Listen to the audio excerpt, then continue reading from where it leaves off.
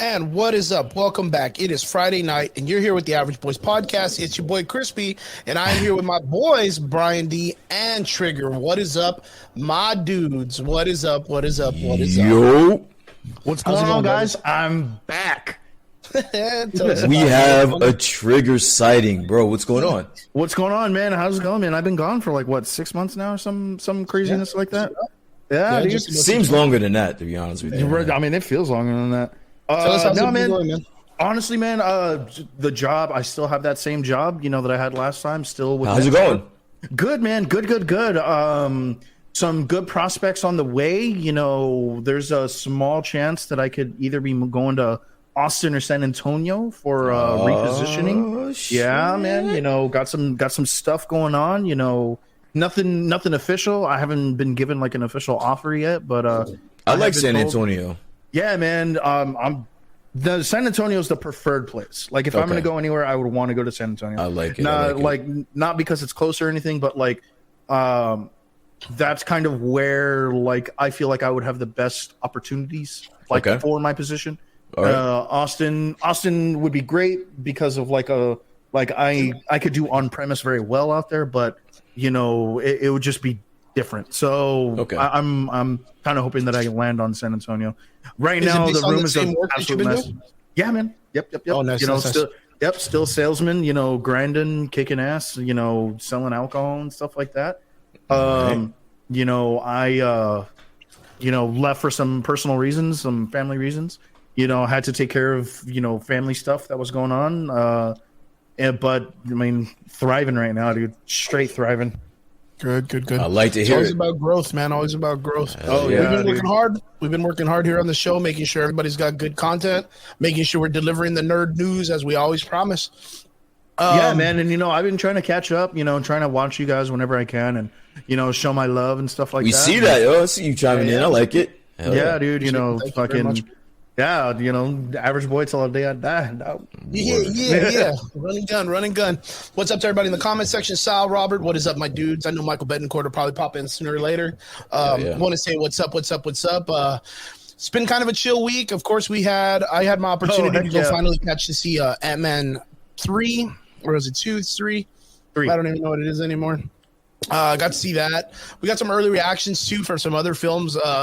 They did an early test screening for Aquaman 2. We're going to be talking about. We're going to be, of course, talking about the early reactions for Creed 3 and Cocaine Bear because Rob is constantly talking about Cocaine Bear. Rob cannot wait. He can't wait. Dude. We got some other stuff too. Actually, as a matter of fact, let's talk about it right now. I haven't seen Cocaine Bear, but I was going to say this isn't going to be very long because I'm the only one here that has seen the movie. Me and Rob, I think. I mean, again, I'm going to explain it to everybody in the comments like I'm going to explain it to you guys, or like I explained it to Chris earlier. If you have $18, $20 that you just want to spend just cause for no reason, go see the movie. But, you don't have to break your neck to see this movie. It's literally a bad movie, which we all knew it was going to be. We know it's going to be a bad movie, right? We're not going to see this movie for it to be a fucking Oscar-winning fucking movie, right? Can you imagine? It's really bad. Right. It's really fucking bad. But I was at least hoping that the punchlines, the puns and the punchlines would land. Some of them did, some of them didn't. It wasn't enough for me to be like, you have to see this movie. But, I mean, I saw it. So what'd you think? I think 10 out of 10 or what? Again, 10 out of 10. If I put this at 10 out of 10, Triggs would fucking lose his fucking mind. Dude, I would be like... For the rating I gave fucking The Last of Us last week. I'd have been like, bro, I can't even trust your 10 out of 10s. I would probably put this around the 4.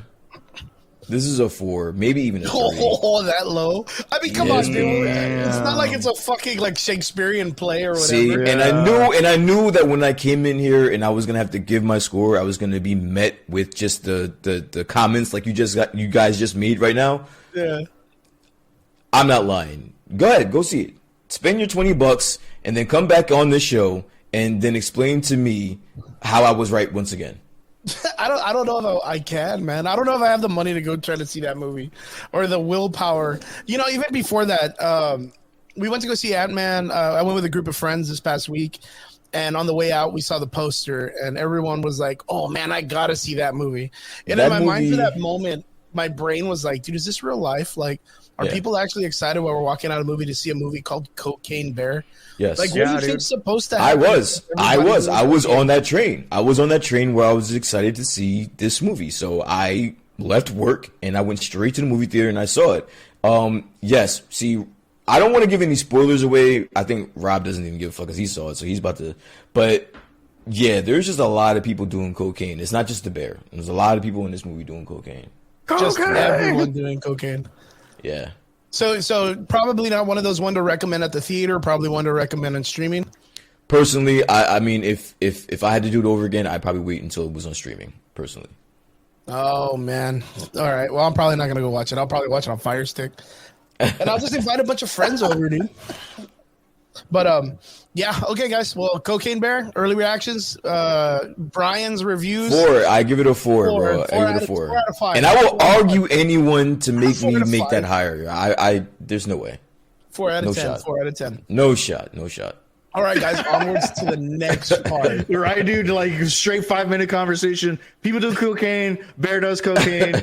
Bad comedy movie. Some of the puns don't stick. Yeah. You see it if you want. Don't. Whatever. You're not losing out on anything. You're not losing out. But I gotta ask though, like, but was that at least somewhat like kind of like refreshing fun, or was it? I'm like, telling you, like, look, Rob gives it a 10 out of 10. No, I'm saying that I knew what I was looking to see in this movie. And dude, honestly, the very least you could have done was made the jokes better. That's it.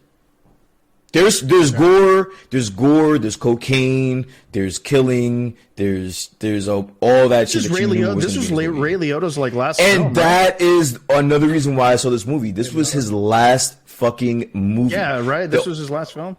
The only good thing about this movie is that not even that, but you'll forget that this is his last movie. Like, that's how bad it is. You're gonna immediately erase this movie from your brain, and you're gonna forget that this was his last movie. That's the only good thing about this movie. Do you feel like it's an instant cult classic? No, not even close. No. Oh, that's rough, man. No. Because like Sharknado was like kind of for a little bit like a cult classic. Like there was like a little fall. What are you talking of? Kind of for a little bit. There's like 9 of them now or some shit. Yeah, well, it just got ridiculous after a while. Like there was like a small like cult classic following, and then all of a sudden it turned into like robots, and then they started bringing in weird actresses that are all drugged up while they're doing the film, and yeah, maybe Cocaine Bear's gonna get a part 2, and then it's gonna grow into like a fat dude. I have to say, I almost fucking embarrassed the shit out of myself laughing and crying so fucking loud during the Fast and the Furious trailer. Dude, I was in tears. Okay, wait. Side note. So I had a date. So the last one, what was that? Fast and Furious 9 Fast 9, right? I saw that movie. The date that I was on to watch that movie got mad at me because I'm the guy in the watching the movie saying, yo, why is this shit so bad, crazy? Why are they in space? Meth Gators next. Why the fuck isn't someone dead here? She got annoyed. Like, she was like, yo, bro, shut the fuck up. I'm like, but nah, I'm like, no, but this is turning into a fucking Marvel movie in front of a fucking eyes, dude, bro. it really is like a street racing Avengers movie. Street racing. There's barely. Where is there any racing? These motherfuckers they're on a full blown mission. What you guys don't know is you don't know the lure of Fast and the Furious, because you know what it actually is. Cocaine. It's the precursor story to Hot Wheels, the movie, dude. Get the fuck. It's fucking Hot Wheels, the toy brand with all the weird like tracks you make. That's what Fast and the Furious. It's the precursor to it. Fast and the Furious is like the origin story to Hot Wheels, the toy line. So the Hot Wheels that fucking wild tracks that like go through space and monsters and go up Cocaine Bear's assholes and all this shit. Like it's Hot Wheels. Nah, I'm not rolling with that shit. Hot Wheels, no way, bro. Movie, if there's an orange fucking road, you know it's Hot Wheels, dude. No way. You know it's a Hot Wheels franchise. That's the only thing they're missing now is a fucking orange road where they're just driving on shit. Track, that's all they're missing, bro. I mean, listen. All you have to do to be a writer for a Fast and Furious movie is just do an obscene amount of fucking cocaine and just make something up. Dude, I'm just literally sold that Sonic the Hedgehog is the rider, and he's just like, gotta go fast. That's all he's just yelling in the fucking writing room. Gotta go fast. What do you guys think we should do here? Gotta go fast, yeah. The fucking Vin Diesel crashes into a wall, you just hear the rings, like the ring sound. I saw Tyrese and Ludacris. Tyrese and Ludacris float around in space. The movie station is called Ludacris, man. I saw it. Fast and Furious 10 Ludacris. I think that's where I tapped out. When they were floating around in space, I was like, yeah, I'm done. You know what fucking flipped me out, dude? Is there's this scene when they're on the expressway and 2 helicopters pop up and they shoot fucking harpoons through Vin Diesel's car. And he flies off the expressway and smashes the 2 helicopters together. Yeah. It was, dude, I literally just started laughing. What in the G.I. Joe shit is this, bro? Like, the fuck? I was like in tears, dude. I was in fucking tears. I was like snorting and shit, trying to stop myself from laughing out loud. And at the very end, I was like, what the fuck, dude? Okay, all right, listen, so we're talking, we're talking shit, but are you going to see this movie, though? Fuck Keep no. it real. Keep it real. Triggs, are you watching this movie? Dude, honestly, I will. Yeah. Let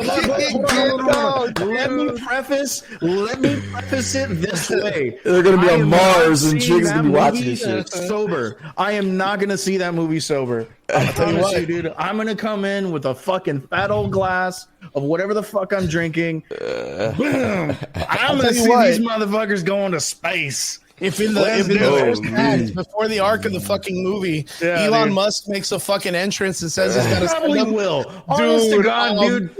I guarantee Elon Musk is like, I need a team. Yeah, I need a team. And Vin Diesel's like, well, we're not a team, we're a family. We're a family. Fuck, dude. Look, you know what, dude? And I bet that's what RDJ's role is going to be in the next movie because they're doing an 11 now, I guess. Oh, he wants to get Robert Downey Jr. They're doing another one already? Yeah, because apparently it's a 2-parter.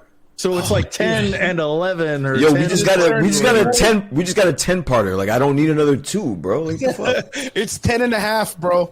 Holy. It's 10 and a half. Dude, aren't we on gonna be their Infinity War? Yeah, aren't we on like part 3, part 4 of like Attack on Titan or some shit now? Motherfuckers died, came back, died. Oh my god, bro. All right. No. Tell me you didn't trip out when Jason Statham came out. I didn't, dude. For me, I did. I'm not gonna lie. I did because I thought he died in the other movies. What are you serious, bro? Like, that was right at the height of fucking the Transporter and fucking all that shit. That's like at the height of his fucking career. Like, dude. For me, what the huge gut punch was when Han and Jason Statham's character are in the same room, and he's like, "Can you still drive?" He's like, what do you think? No, the biggest dead punch was knowing that in the last movie, he tried to kill me, Charlize Theron's character was killed off. And then in this movie, in the trailer, not even in the film, as a spoiler, like exposing that she's back to life, she has like a fucking Resident Evil fight scene with Michelle Rodriguez. Yeah. In like a weird, hospital, like. Nobody dies in this.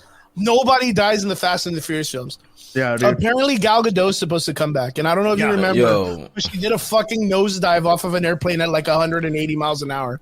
You bring in Brie Larson, Brie Larson is in this movie, and then supposedly Brie Larson's supposed to be Paul Walker's like sister.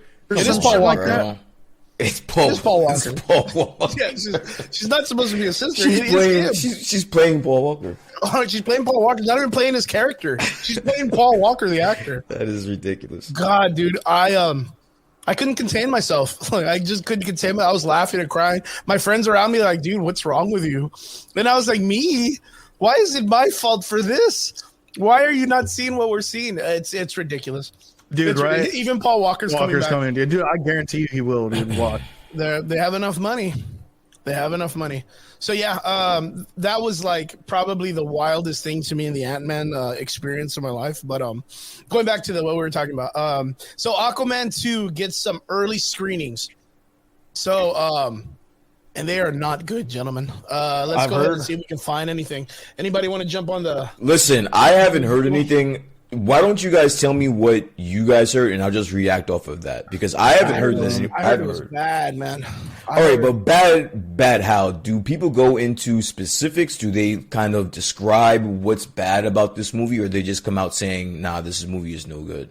Okay, so according from CBR, that big screen leaks and and film critic Jeff Schneider backed up an initial report from Vera Anon suggesting, Aquaman and the Lost Kingdom held off a dozen test screenings, yielding bleak results for the James Wan directed movie.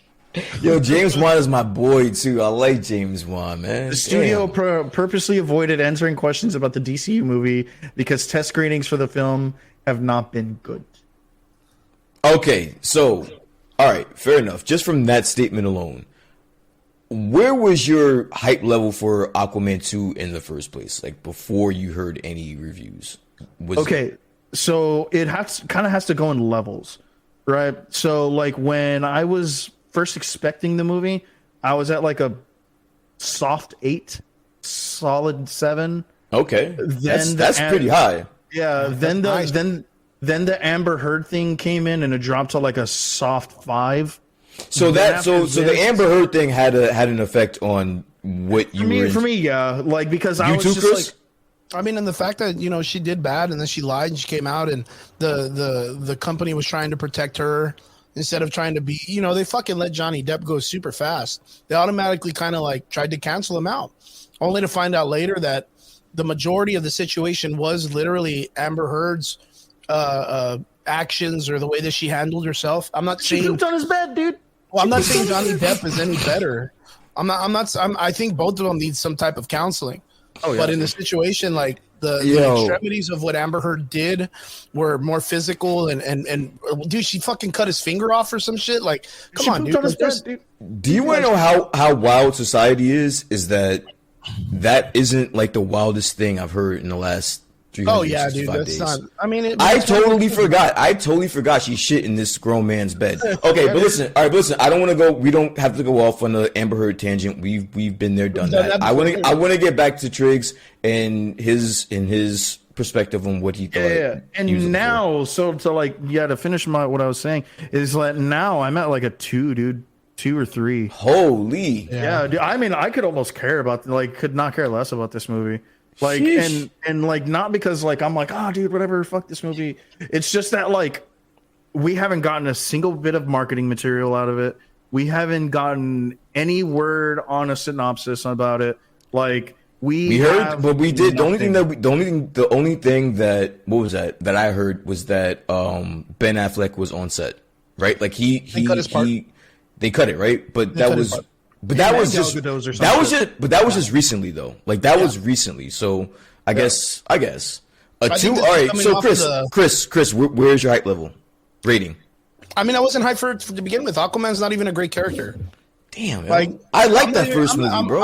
I'll be strict. I'll be stuff about it. The first movie was already questionable for me. What? Because Aquaman himself is like, I mean, Jason Momoa did pretty cool. He's a great action star. He's like The Rock. You could put him behind these movies and he does well. It's $1 billion movie, dude. Oh, yeah. Don't get me wrong. It's like I said, like he does fairly well. Bro, this is going to be a fucking $650 to $650 million movie. But Aquaman as a character is questionable and if it can carry anything fun past 1 or 2 films. Because the lure is you have to be very dedicated to that character to be like, yeah, like I love. No, Aquaman. This is the last one. Like this is the only. Like we know that he's not coming back, so this is the last one. The only thing, okay, so Aquaman as a character and story making suffers from the same thing that Wonder Woman suffers from, which people care more about learning about the culture more than its actual characters and villains. And this goes off of the idea of me saying, okay, cool, if someone is an Aquaman fan or a Wonder Woman fan, name 3 of their villains. Name just 3. All I ask is 3. Name me 3 Wonder Woman villains. Triggs, can you name me 3 off the top of your head? Not Ares and yeah, because I mean they already gave that in the movie. He gave me from the comics. He took his one. He took his one out right there. He took his one out away. Honestly, I would have to say Cheetah. Fucking the guy who turns into a Minotaur. And oh shit. See, and that's just, she's a staple character. She's one of the Trinity. Okay, all right, but what point does that prove though? What does that prove? Exactly. She doesn't have a big rose gallery, so what does that prove? It doesn't prove that the movies are going to be good or not.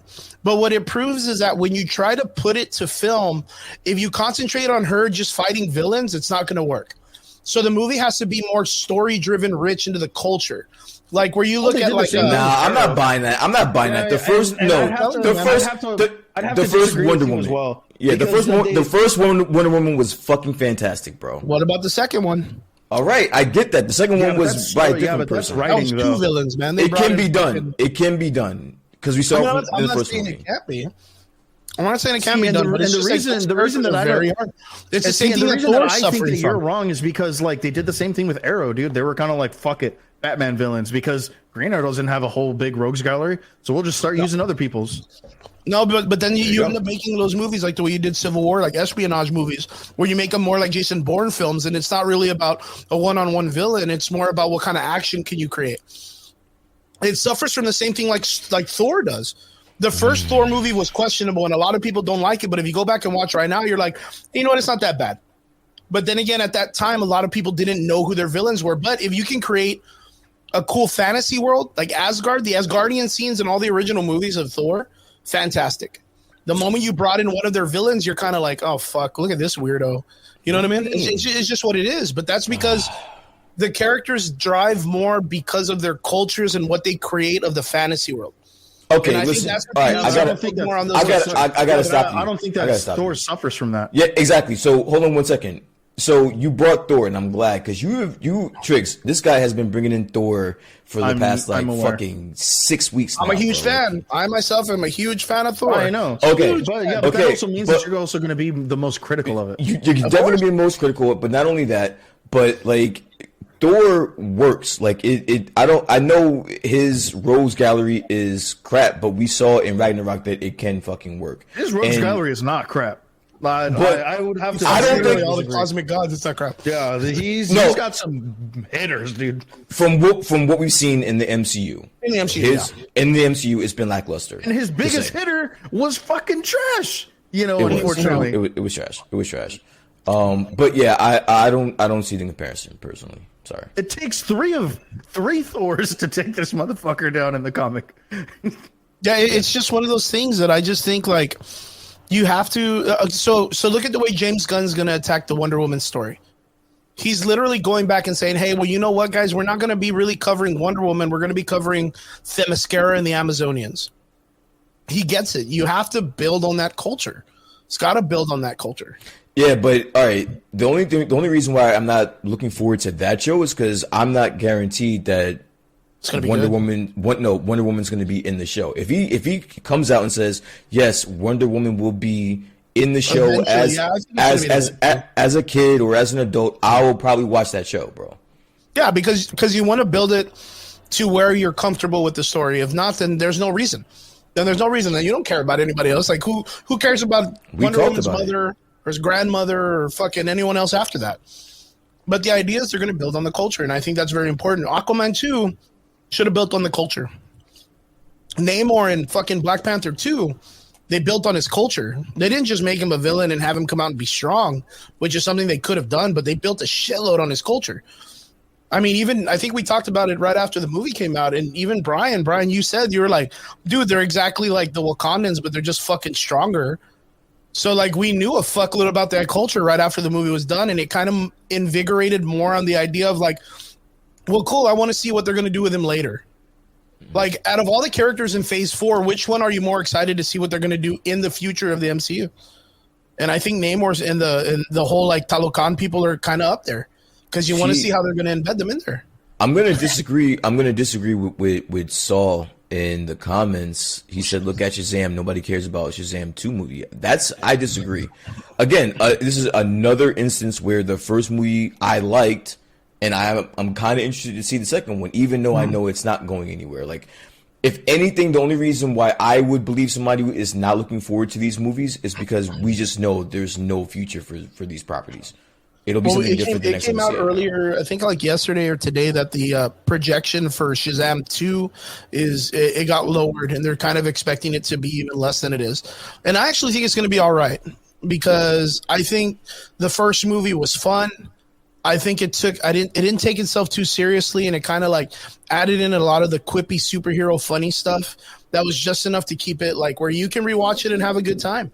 And for it to be a little bit serious, and again, it's pretty discontinued from the Justice League, the Snyderverse kind of situation that Justice League was part of. I mean, there may be a situation that we can still possibly keep these guys, but I mean, it's hard to tell, man. It's really, really hard to tell what they're going to do. That's gotta be rough. That's gotta be rough for James Gunn to come into a situation where you're taking over a head. You like now you're the head of DC, and you have these duds on your hands, like, and you can't get rid of them. You can't just say, "All right, I'm not putting these movies out." You spent way too much fucking money to make these movies. Like that's gotta be a rough. That's gonna be a tough situation to be in. Yeah, he needed to be the bad guy, I guess. You know what I mean? Because, like, I mean, if you look at it, I mean, from what early reviews are saying about Aquaman 2, is people couldn't even finish the movie. They got up and walked out. This was during a free screening. Like, you know what I mean? How? Hold on, Triggs. I want to get your opinion on something. What do you think of James Gunn being the lead guy, or the Kevin Feige, quote unquote, of the DCU? Okay, well, he's one half of a Kevin Feige. I'd have to say that. Secondly, yeah, I like the spicy coming in spicy. I like it. He's one. I like it. He's half of Kevin Feige. So I mean, regardless of what anyone says, oh, he's just like Kevin Feige. No, he's not. Secondly, like Kevin Feige's put out more billion-dollar movies than James Gunn has fucking heard of. So I mean, you know, even more spice. You know, and thirdly, like I have absolutely no hate for James Gunn. The guy puts out quality content. Quality. You cannot deny that this man is a fucking genius when it comes to his movie making. And was like, but the thing is that like he got off the cuff a very, very hard, a hard position because like, yeah, you're right, dude. Like he's coming into to projects that he has to release. And I promise you that was in the contract. Like, yes, you are going to be the half of the DC head, which is great. Because now the DCU or DC Entertainment and Warner Brothers, well, not just that, but they're a completely separate entity from WB. WB has absolutely no power over the DCU studios anymore. Yeah, none. It's just them by themselves. Okay. Yeah, so it is now just DC Studios. Great.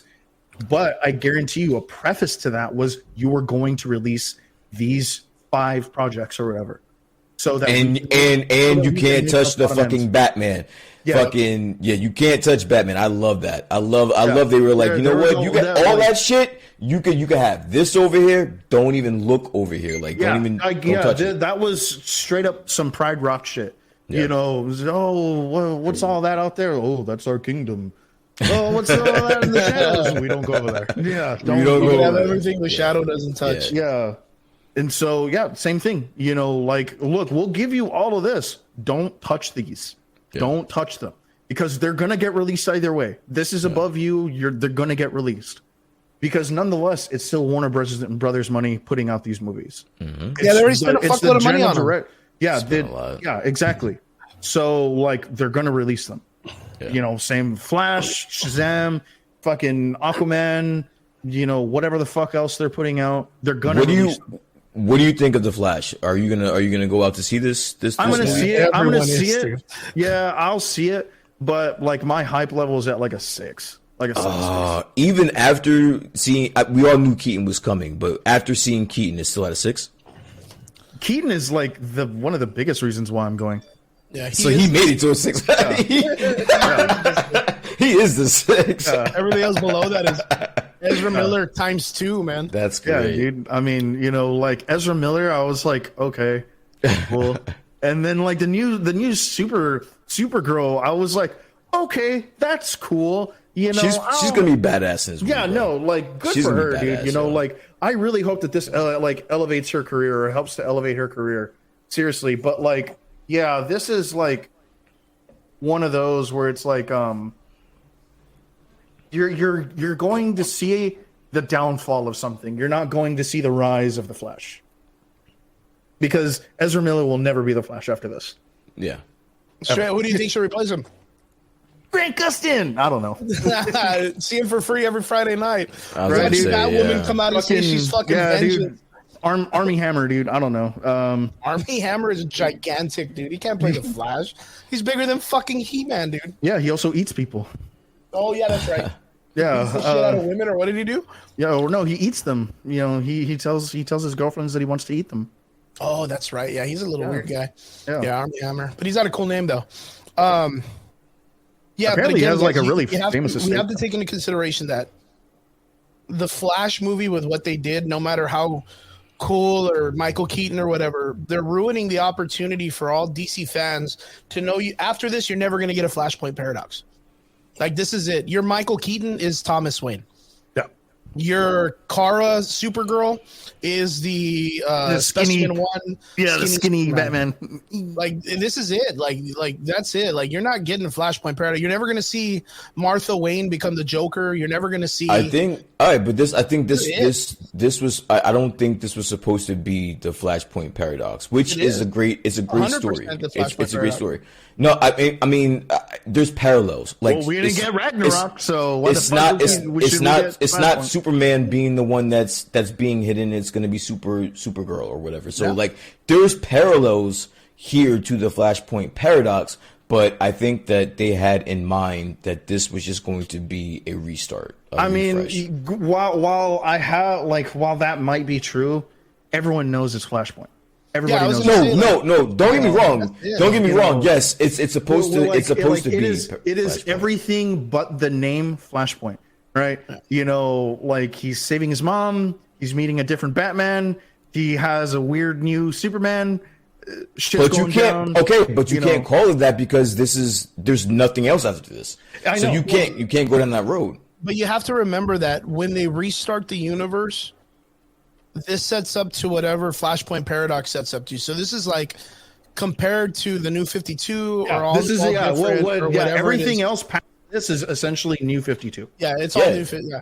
So what this does is there will never be like another story where you use or go use Thomas Wayne, because so watch the Flash. Whatever they build him up to now, he'll never get a Flashpoint Paradox as the arc of his story, because they've already used that template for this movie. You know what I mean? Because if they do another Flashpoint movie, but it's not like the Flash hasn't had other arcs though. He does. I mean, the Zoom Crisis, the fucking Infinity, all of them are crises if you name it down, or God's but not just like his crisis. Like not just like the crisis. Like events, but like he has had arcs. Like some of them not great. Like none of them better than Flashpoint Paradox. While that might be true, while that might be true, I mean, like they wrote themselves into a fucking shit position. Yeah.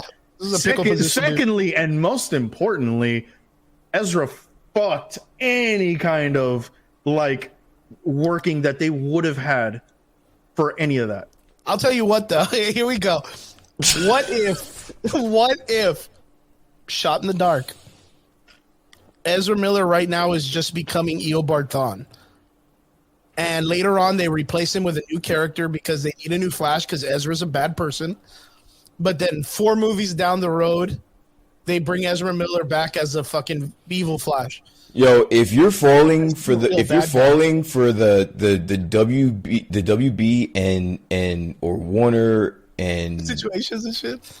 If you think they actually want anything to do, if you think they want anything to do with Ezra Miller moving forward, you're smoking rocks, bro.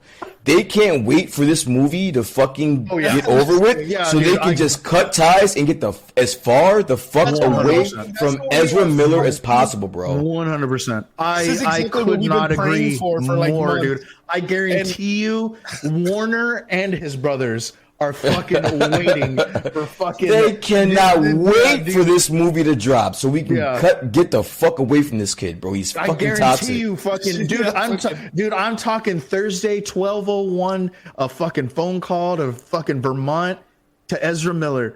You're fired. Yo, dude, it's not lost on me that it made it to the news or it came out that there's a possibility that Ezra Miller could still be with the. That's bullshit. They're putting that out there so you go buy tickets for this fucking movie. That's 100%. it. That's it. That is 100% a ploy. That's it. I easily see. As soon as they said that, I was like, wow, you guys are really swinging for the fences here. Yeah. Got it. No one's believing this. No one believes that shit, bro. You want to sell fucking tickets, but as soon as this movie is over, he's done. Yeah. I'm sorry. They are done. Yeah. Sorry. 10% chance they keep him. What do you guys do? 10% chance. There's 0 chance. There's 10%. There's negative 100% chance that they keep. Dude, honestly, and I'll say that. Honestly, John Campea said this, and I agree with John Campea. If I hear that Ezra Miller continues at the Flash, like with the Flash, I'm done with DC. Done with DC. Dunsies, dude. Dunsies. He's done. If that man doesn't provide, Dunsies, bro. Dunsies. Last. You can't take that back, Triggs. Like that's written in stone, dude. Like you can't take that. You can't walk that back, bro. Right, bro. Dude. You know what? It's gonna go right on Spotify. Cancel me if I now watch. Now what? Wait. Now listen. Now what if the Flash is like the best fucking acting of a superhero ever? Then I'll come on the next podcast. Like. Literally saves the DCEU, the DC universe. You're gonna have to walk that back now, bro. Right, dude. I'm gonna be like, all right, dude. I'm not gonna lie, dude. First fucking red carpet we get invited to is gonna be the Flash. Dude, imagine that. Like I'm just all holy. That's why you gotta be careful, man. You gotta be careful. Fucking red carpet that everyone gets invited to is gonna be the Flash. Just so the post-credit scene, we see that they keep Ezra Miller. You gotta walk that back, man. You gotta be careful. Ezra Miller stands up on stage and goes, "Now introducing the Average Boys." Hey, remember that episode, Triggs? Just side-eyeing Triggs, and I'm looking at Triggs too. Like I told you, I told you, I fucking told you, I told you. You want to get knocked out? You know what? Wait, that's the dynamic that is least talked about. We're ragging on Ezra Miller. Yes, he's a nutcase. He's been doing this and that, and I don't want to go off on another tangent on Ezra Miller. But the kid can fucking act, bro. He's a fucking actor, bro. He's a hell of a fucking actor, bro. But this guy is also probably gonna. He's a nutcase. He's a nutcase. But this guy also like single-handedly, pretty much like terrorized, like stopped 2 franchises. You know that, right? Like he's almost single. Yeah, the fucking.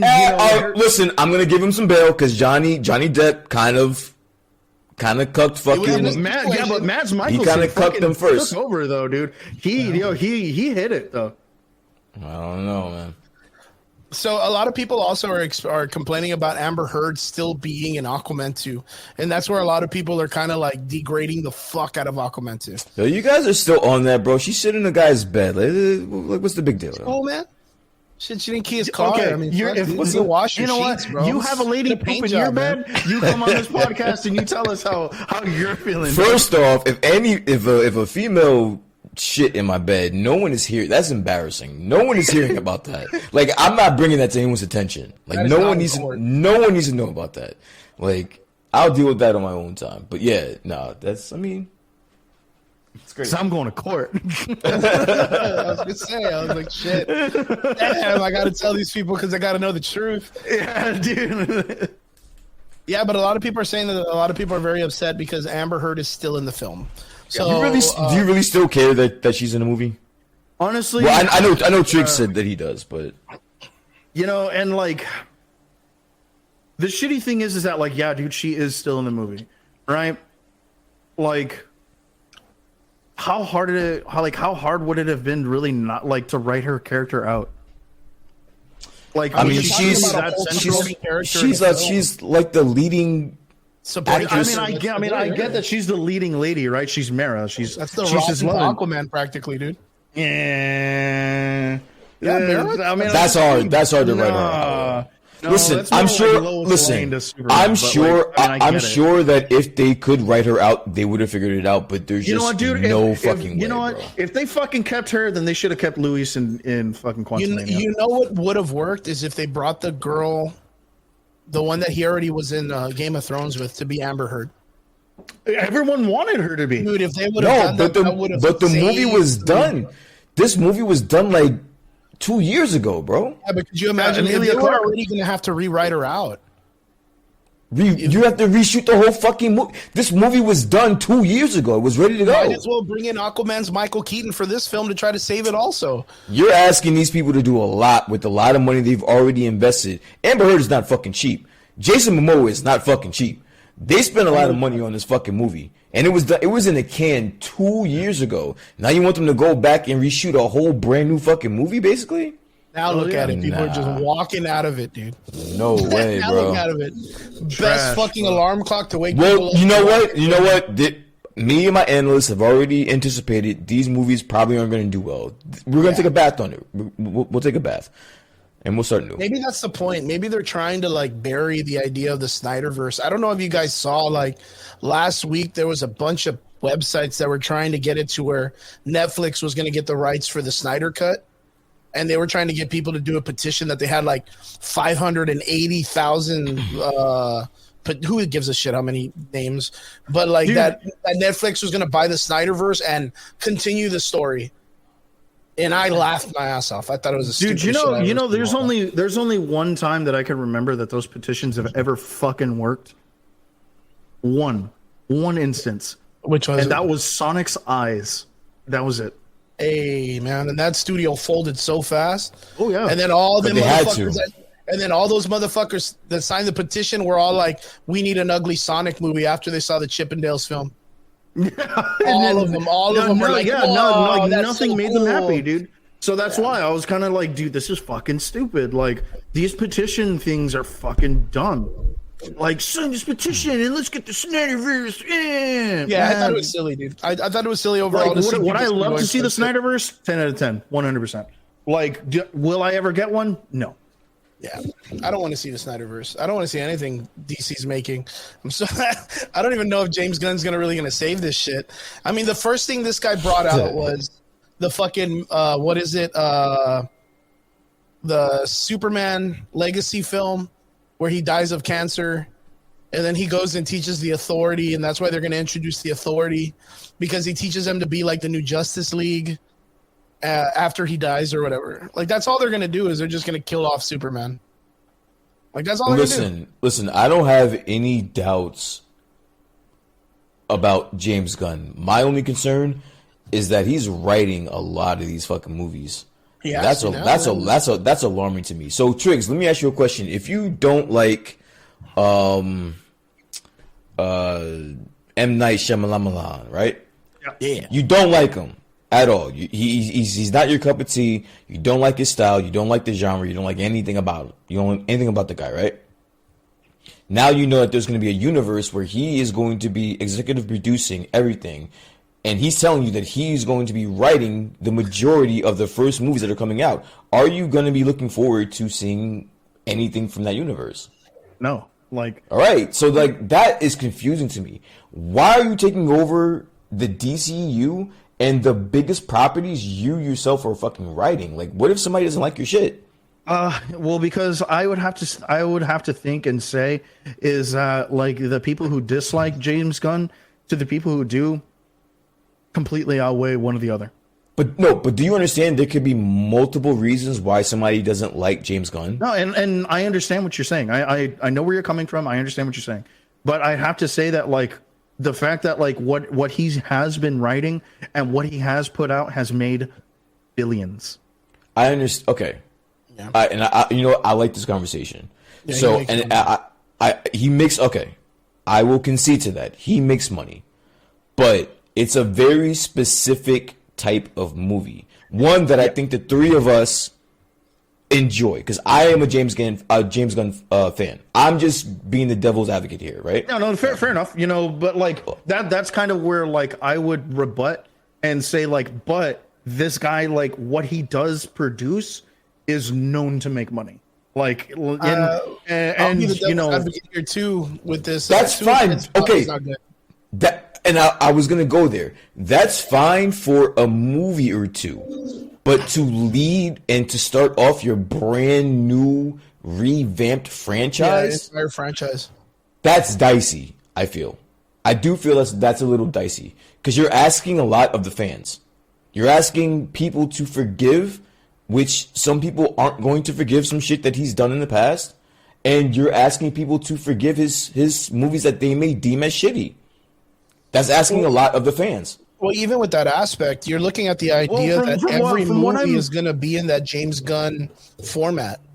Well, from what I'm reading here, right? Like he has writing credits in Superman Legacy, The Wonder Woman.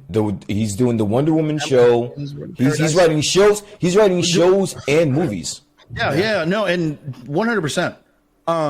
My thing is that, well, see, I'm not seeing it that on his writing credits. But here's another thing that he wrote and directed fucking like 5 episodes of Peacemaker. Peacemaker's like one of the best things coming out of DC. So if you watch that YouTube video, that awful YouTube video he did after, I know that weird DC like plays. It was weird.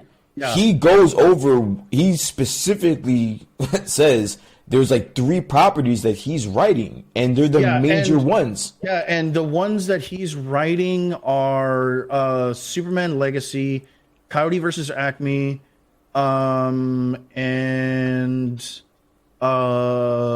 which is like Creature Commandos. Yeah, Creature Commandos. Yeah, and I think he's doing the Wonder Woman or the Wonder Woman shit too. Yeah. I am not seeing that on his writing credits. Maybe they just haven't updated it. I'm just not seeing it. If they do, sick. If they don't, whatever. But for sure, Superman Legacy. Does that change anything for you, knowing that he is going to be so hands-on with the property going forward? No, not really, because like, his involvement, like, it like, I hate to say it, dude, like at the end of the day, it's it's movie business. It's not, it's not movie feelings. I get that. My rebuttal to that is, you have a blueprint, dude. Like, I am a fan and a proponent of, if there is a dude, I just noticed. I'm so sorry to cut you off, but I just noticed your fucking Average Boys little frame there that you've got going on. That's sick as fuck, dude. That is so. It's a monitor. It's a monitor. Dude, that's sick as fuck, dude. I'm so sorry. Please continue. It's cool. It's cool. Please continue. It's cool. If you have a business model, right? If you have a business model, but you're trying to do your own path thing. I get that part. But you have Kevin Feige on the other side. Now you have a direct opponent. You have a direct point of reference for everything it is that you're going to be doing moving forward. Kevin Feige is not fucking producing or he's not writing his material. Yeah. He's sending that off to people that he knows that can do it better than him. Yeah. I don't understand why this is a layup job for James Gunn. And he's gonna make his job really harder than it needs to be. That's my point. He's gonna make his job harder, because you know what? If every other property, every other movie or show does well, but that Superman movie is trash, who's that falling back on? Oh yeah, no, I agree. For no reason. I get what you're saying, and I completely agree. Like, is it worth having James Gunn like that hands-on? Probably not. But the thing is that like James Gunn is a fantastic writer. Okay, that's debatable. That's not like a unanimous or a popular opinion. Fair enough. But let me read off some of the shit that he has written. Right? We've done that. We did that. Go ahead. Go ahead. Like Dawn of the Dead, Slither, all 3 of the Guardians of the Galaxy movies, Brightburn, right? Fucking Suicide Squad. Granted, the second one was kind of trash, but whatever. And like the guys, and that's it. And that's it. Yeah, and those are the only good ones. That's not impressive. That's not impressive enough for me. But granted, like you said, he is a great writer. Dude, Belko Experiment? Okay, listen, I didn't know that he wrote Belko Experiment. He has some highlights, but the majority of them are debatable. At the very least, they're debatable. So I just think that if I were him, I would be designating some situations for other people. Hey, listen, I'm paying you a lot of money. Figure that shit out. Like, get it together. Come back to me. I'm such a fucking genius. I'm going to know if it's bullshit or not. We're not putting it out. If you come back, then I'll fire you. I mean, and not only that, like, James Gunn has like a particular style and genre that he does well with. No, and that's true. And all those movies you named are niche or niche. Yeah, that's not broad. if you're looking at that concept, like you look at the idea, this guy's gonna write Superman. Like Superman is like, I mean, we've talked about this before a million times. He's like the Boy Scout. Like he's like the most nicest, weirdest, like Kansas City boy like you're gonna ever meet. And you have James Gunn, and you're gonna in charge of that, dude. And even James Gunn said like he's a big lug. Or this is what I'm talking about, Triggs. That's what I'm talking about. Like you have James Gunn in charge of Superman, dude. Yeah.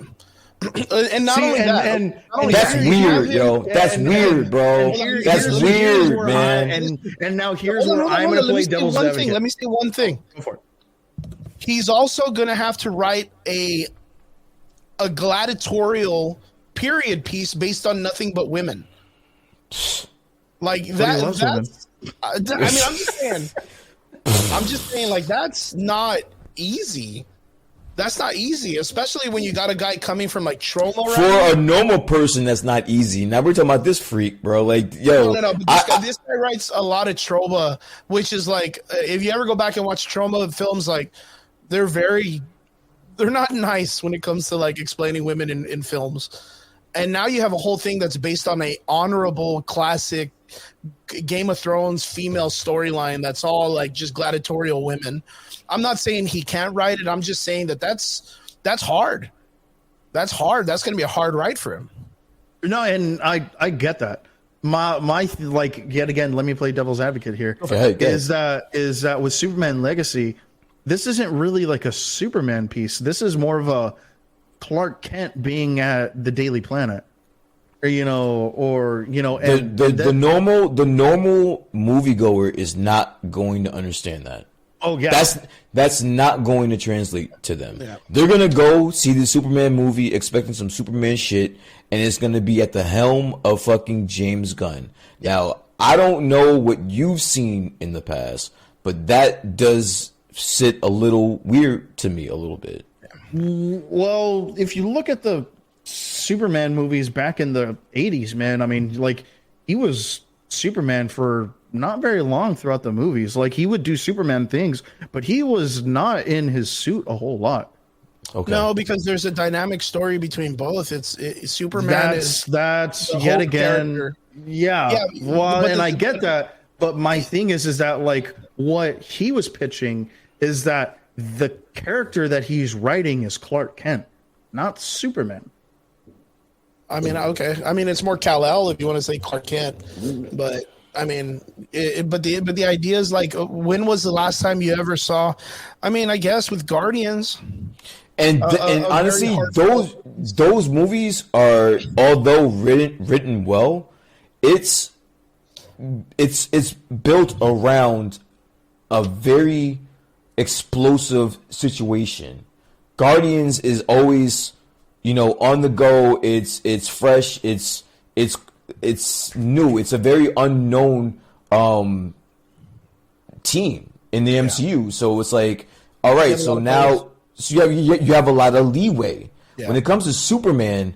Like, those parameters are very thin. You have. I mean, you're not wrong, dude. I mean, this guy's got 80 years worth of fucking writing behind him. Yeah. It's like my boy John Castillo in the comment section says James Gunn, all he likes to do is do dick jokes in his films. And that's cool for the Guardians, and that's cool for the Suicide Squad. Superman, it's not gonna roll. Fam. Yeah, it's not gonna work. Fam. That shit's not gonna work. It's gonna be very hard. I think it's a very hard thing, and I don't think he's gonna do it by himself. I think he's gonna bring in other people to kind of help him put it together. There's absolutely no fucking way that he's writing all this by himself. And like he's gonna have a team of writers, and I guarantee you there's gonna do rewrites, because once like there's a good director at the helm of this director is gonna be like, James, this is stupid. I'm not doing that. No. See, and I think right there is the core of where my reluctance is. I'm going to disagree with you. I do not think James Gunn has a team of people that are going to tell him what to do. I think he is the one that's telling everyone what to do, but I think it's going to be a really big collaboration. Like, I mean, because like, a lot of these big projects, while like, yeah, you have the person who wrote the screenplay and stuff like that, so they're the writer. You know, like the people who are also like writing to the script and stuff like that, like the war room people, you know, like the people who are like the directors, the producers and stuff like that. Like, okay, like, you know, in page 7, when, you know, Groot is saying, I am Groot. Well, I think he should, you know, be doing this when he says, I am Groot, you know, and things like that. So like, you know, there's the scene that plays out to that, and they're writing to the scene. So like, I just think it's like a challenge. Basically, what I'm saying is like I'm trying to have the least, like the most amount of benefit of the doubt that I could give DC, because it's a fresh start. So if it's a fresh start, then I'm going to give you benefit of the doubt, because you know what? Like you're trying something new. Yeah. If it fails, then you failed. You failed. We didn't fail. You failed. Yeah. You fucked it up. You were given all of this leeway. You were given all of this instruction, all of this power. You were given all the money in the world to find the best people to help you do all of this, and you still fucked it up. And you fucked it up. People are going to be starting to hold them accountable. So instead, like, so my thing is instead of going into this like, you know, with a thumb up my ass, I'd rather go into this like, okay, cool. Let's see what you got. Because if you can't deliver, then I know you can't deliver. Yeah. No, honestly, I started this by saying I think I feel safe in saying that all three of us like James Gunn properties, at least a few of them, right? Oh yeah, so for sure. Like, I think so. Right. So I am a fan. I'm a big fan of James Gunn, but I can see where it can be problematic, him being the end all be all for a franchise. I don't know if I necessarily like that. I think if he had there's also Peter Safran, you know, like, what the fuck is this dude contributing? So that's, I don't even know why people even say his name. What is he doing? What is his job? Is he financing this? What the fuck is he doing? Like, all I'm seeing is fucking James Gunn. James Gunn. That's all that I know, bro. Because James Gunn's the face. Yeah, he's the bigger name.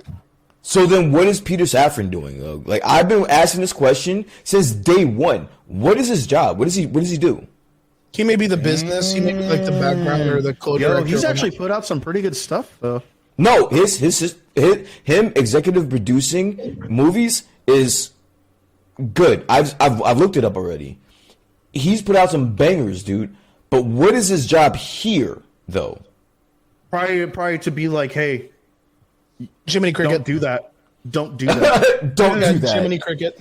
Yeah. Don't do that. Okay. All right. I guess the voice of reason. Yeah. Okay. Yeah, the voice of reason. Pull him back, because you have to remember that James Gunn, what he likes to do is he takes characters and he does what a lot of these like new age. Wants. Yeah, he does whatever he wants. He likes to do it, and sometimes it works, sometimes it doesn't. You look at Suicide Squad, just a bunch of bumbling idiots. Kept Margot Robbie this time. Wait. Then you look at Peacemaker. And Peacemaker was not like that in the comic books. Peter Gunn uses him a different way with John Cena, does very well. Now the comic book changed the character. You're telling me that James Gunn has a babysitter? Pretty much. I wouldn't doubt it, because he's one of those like the Rick and Morty dude. They're just guys that like to do a bunch of stupid shit, and they need someone to tell them to behave. You think, all right, that 100%. You're fine with that though. You're fine with the. I don't like James Gunn. Everybody knows I don't like James Gunn. I was trying to be optimistic. Yeah. I know you don't like James Gunn. I don't like him as a person. I know he's a good director or whatever the fuck, but I don't like him as a person. So you're telling me that the head of your franchise that you're hoping to restore the DCU has a babysitter, and that's cool with everyone? Nope.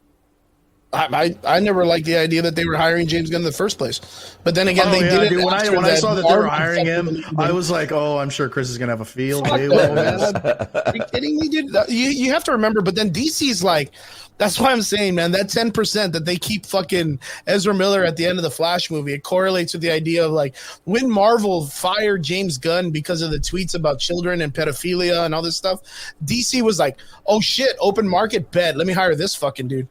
Like, they were like, have you seen what he could do with Guardians of the Galaxy? Cool, man. I don't care what he does with kids. Fuck, as long as he's bringing me money.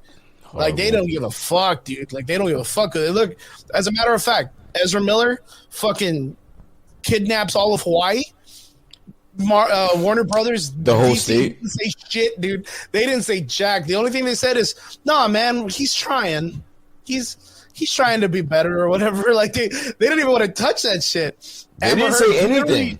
Amber Heard literally shits and cuts off fucking Johnny Depp's. I mean, a national treasure of a person comes out of national, and they still kept her in the movie.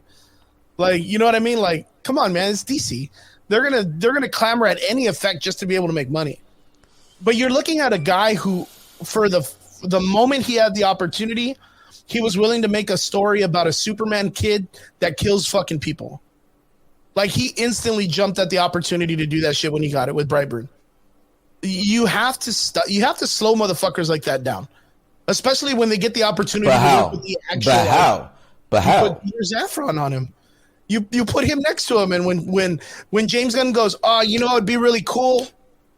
It'd be really cool if Superman." You remember that Homelander guy from that other show that, you know, and he shoots all the people in the crowd. Let's have Superman do that. Peter Safran looks at him and goes, "Bro, just stop." No, Stop. the reality of the situation, a guy like James Gunn, you have to give him some fresh property and tell him, "Yo, go nuts, go nuts, just go nuts." Yeah, you can't give him, you can't give him Superman and be like, "Go nuts." You have to have some type of parameters to abide by with that specific character. I'm gonna make a theory. I'm gonna make a prophetic theory right now, which is the first thing that this guy does in his first chapter is he kills the Trinity off. Kills the entire Trinity off the first opportunity he gets. What do you mean? They're not even. He's going to kill Superman. He's going to kill Batman. He's going to kill Wonder Woman, and he's going to bring in the whole new aspect of like just whatever Warner Brother wants to bring up, like just to make them the IPs that they're going to carry the Justice League or whatever. He's not going to go with the original Justice League. He's going to kill them off first thing he does. You watch. I mean, that's just the way I see it. That is a very long way over our main topic, which we were talking about. Fucking Aquaman 2. Oh, Aquaman 2's dead. That guy's dead. Aquaman's dead for sure. Yeah, that whole franchise is done.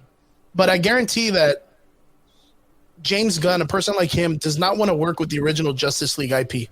He'd want to work with like a misfit band of dudes. So if you can get Damian Wayans in there, that's never been done. If you can get like the new Wonder Woman, if you can get like John Kent to come in, he would rather work with those than the original trilogy.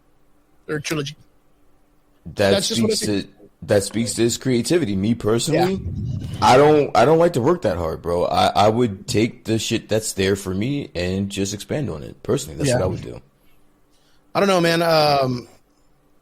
I am excited for DC to get somewhat of a fix, but I don't know, man. The way it's looking, DC's just kind of in the same rut. We have to wait to see what he pulls out first, dude. I mean, Aquaman 2, like I said, like whatever they had left of these movies that they're going to bring out, like they're not good. The only one that's kind of like anticipated is The Flash. Like that's the only one that everybody's kind of waiting for, and thank God it's the thing that's going to reset everything. More than likely, I know that I don't know if you guys heard, but they were doing like reshoots for The Flash still. Like people are still going and doing reshoots and stuff. Yeah. So my guess is they're probably like having some of the newer actors that they're going to choose, like probably. Wait. There's no way. There's no way they're doing reshoot for Flash. No, way. I know. There's no way. I'll put $1,000 on that right now. They're not doing reshoots right now. There's no way. I don't know. All we know is they're probably more than likely not going to keep Ezra Miller at the end of this film. So the praises. If you want to talk about fucking preview fucking praises or first screening praises, everyone is raving about The Flash. They're saying this is like one of the best superhero movies of all fucking time. So if they're better than that DC's made, I was like, well, that's not too far fetched. If they're going back and doing reshoots on a movie that people are coming out saying it's the best of all time, then there's a bigger problem at DC than we thought, bro. Yeah, I mean that's for sure. But yeah, Aquaman 2 apparently not going so hot. But yeah, onward to the next part of the conversation, boys. So something that's pretty interesting is something that kind of went under the radar that we didn't know or that I didn't know. Creed 3 came out, right? Did it already debuted? No, I think this is just the early reactions. I don't think it's out yet. I would have rather have seen that. Are praising it. I would have much rather seen Creed 3. Yeah, I would have much rather seen Creed 3 than fucking Cocaine Bear today. I promise you that. You're like, oh man, you would have been in line for that one. Yeah. Let's see what people are saying. From what I've heard, a lot of people are saying it's good. Are you guys a fan of the Creed franchise? I mean, the entire wait. One second. I'm sorry. I'm just all over the place. Gentlemen, what is your favorite Rocky movie of all time? Oh shit. 3. Chris? Is that the street fighting one, right? No. 4. 5? Sorry. 4. So you like Dolph Lundgren and Ivan Drago? Oh yeah, dude. And you like the street fighting one, which is 5. Chris. Yeah, I thought it was all right. I mean, yeah, dude, because you get to see a different aspect of you get to see a different aspect of him. You get to see him like street fight, not just Rocky 4. Rocky 4 is the correct answer, gentlemen, for the $1,000. Rocky 5 is trash. I'm sorry. Like if you go back and watch the movie right now, you'll hate it. I promise you. I watched the last month actually. I went through the whole franchise. Me and my friends, we argue about this shit at least once a week. Like we literally have an ongoing argument about which Rocky movie is the best movie. 4 is the best fucking movie. It's the best movie. It's the best written movie. It's the best soundtrack. It's just the best movie of all time of Rocky franchise. 3 is number 2. Is second. Then you can do whatever you want after that. But 4 and then 3 and everything else after that. But Creed, I'm a Dolph Lundgren fan, so Rocky 4 was awesome. Yeah, I think Ivan Drago was just the best. Oh, dude, for sure. Great villain. But Creed 3 early reactions. Where are you guys are you guys a fan of the franchise? Have you seen the first one and the second one? I saw the first one. I thought it was very, very good. But I thought it was didn't see pretty cool the to second see one. the comeback to the series. I thought it was a fresh start. I thought it was cool for the story to be more about Apollo Creed's son Adonis. I thought it was very, very cool for them to be like, hey, well, you know what? We're not gonna. I mean, yeah, they did do the whole like, let's bring Rocky back in that one fucking. What is it? Where they brought Sylvester Stallone? Was that the first one? They brought him back in both of them. Both of them. I would say in both. Yeah, he's in both. Yeah. No, but they actually did it to where like Rocky came back to fight. Oh, you're talking about 6. Yeah, that was the last Rocky movie. Yeah, that was the actual last Rocky movie. I thought that was way too much, bro. Like I was that predates That's why I'm Creed saying, anyway. like when the idea of Creed came out, and it was about Apollo's son, and Rocky's training him, I was like, yo, this is a fucking anime, dude. Like this is straight up like the storyline of an anime, where like one of your biggest rival, Piccolo, literally is training Gohan. Like, you know what I mean? Like it was great, and I mean, as a matter of fact, Michael B. Jordan, huge fan of anime, is always trying to implement some way like to instill some type of anime into his film, and I thought that was really cool idea to rejuvenate a franchise. Yeah, that's really what it was, and it was. Dude, it was he's good. even bringing like anime like aspects into Creed 3. You know, are you guys fans of Michael B. Jordan's acting? Yes, I think he's good. Yeah, I mean, I haven't seen him. I mean, I guess it's just films that I've chosen to watch, but all the films I've seen him in, he's pretty solid. He's pretty solid. So, I mean, of course, like him as a villain, Killmonger was fucking fantastic. Fruitvale Station was phenomenal as well. But the only issue for Mr. Michael B. Jordan, I understand this is his movie, but he's got to stand across from that bad man, motherfucker, that motherfucker King, his motherfucking self, Jonathan Majors. Jonathan Majors, man, he fucking stacked like a fucking pile. Bro. Like that would be the only thing that I would kind of worry about it is that Jonathan Majors is, I mean, phenomenal shape, superior in acting, just actor and everything. But yeah, his acting. He's a better actor. Yeah, I was gonna say like superior altogether. Like this is supposed to be a Michael B. Jordan film where he's directing it as well. Yeah. Oh yeah, Fantastic. It's his directorial debut.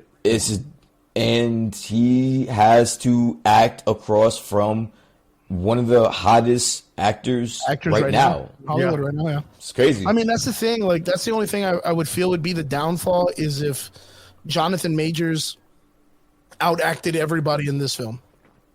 I think he will. Hard. Yeah, I think he will. Michael B. Honestly, Jordan, listen, I love to say Tessa Thompson would probably be like the next. His closest. Like, really his closest. big, You're right. Michael B. Jordan. I love Michael B. Jordan. I love him in all his movies, but he's not even on the same. In my perspective, Not on the same level.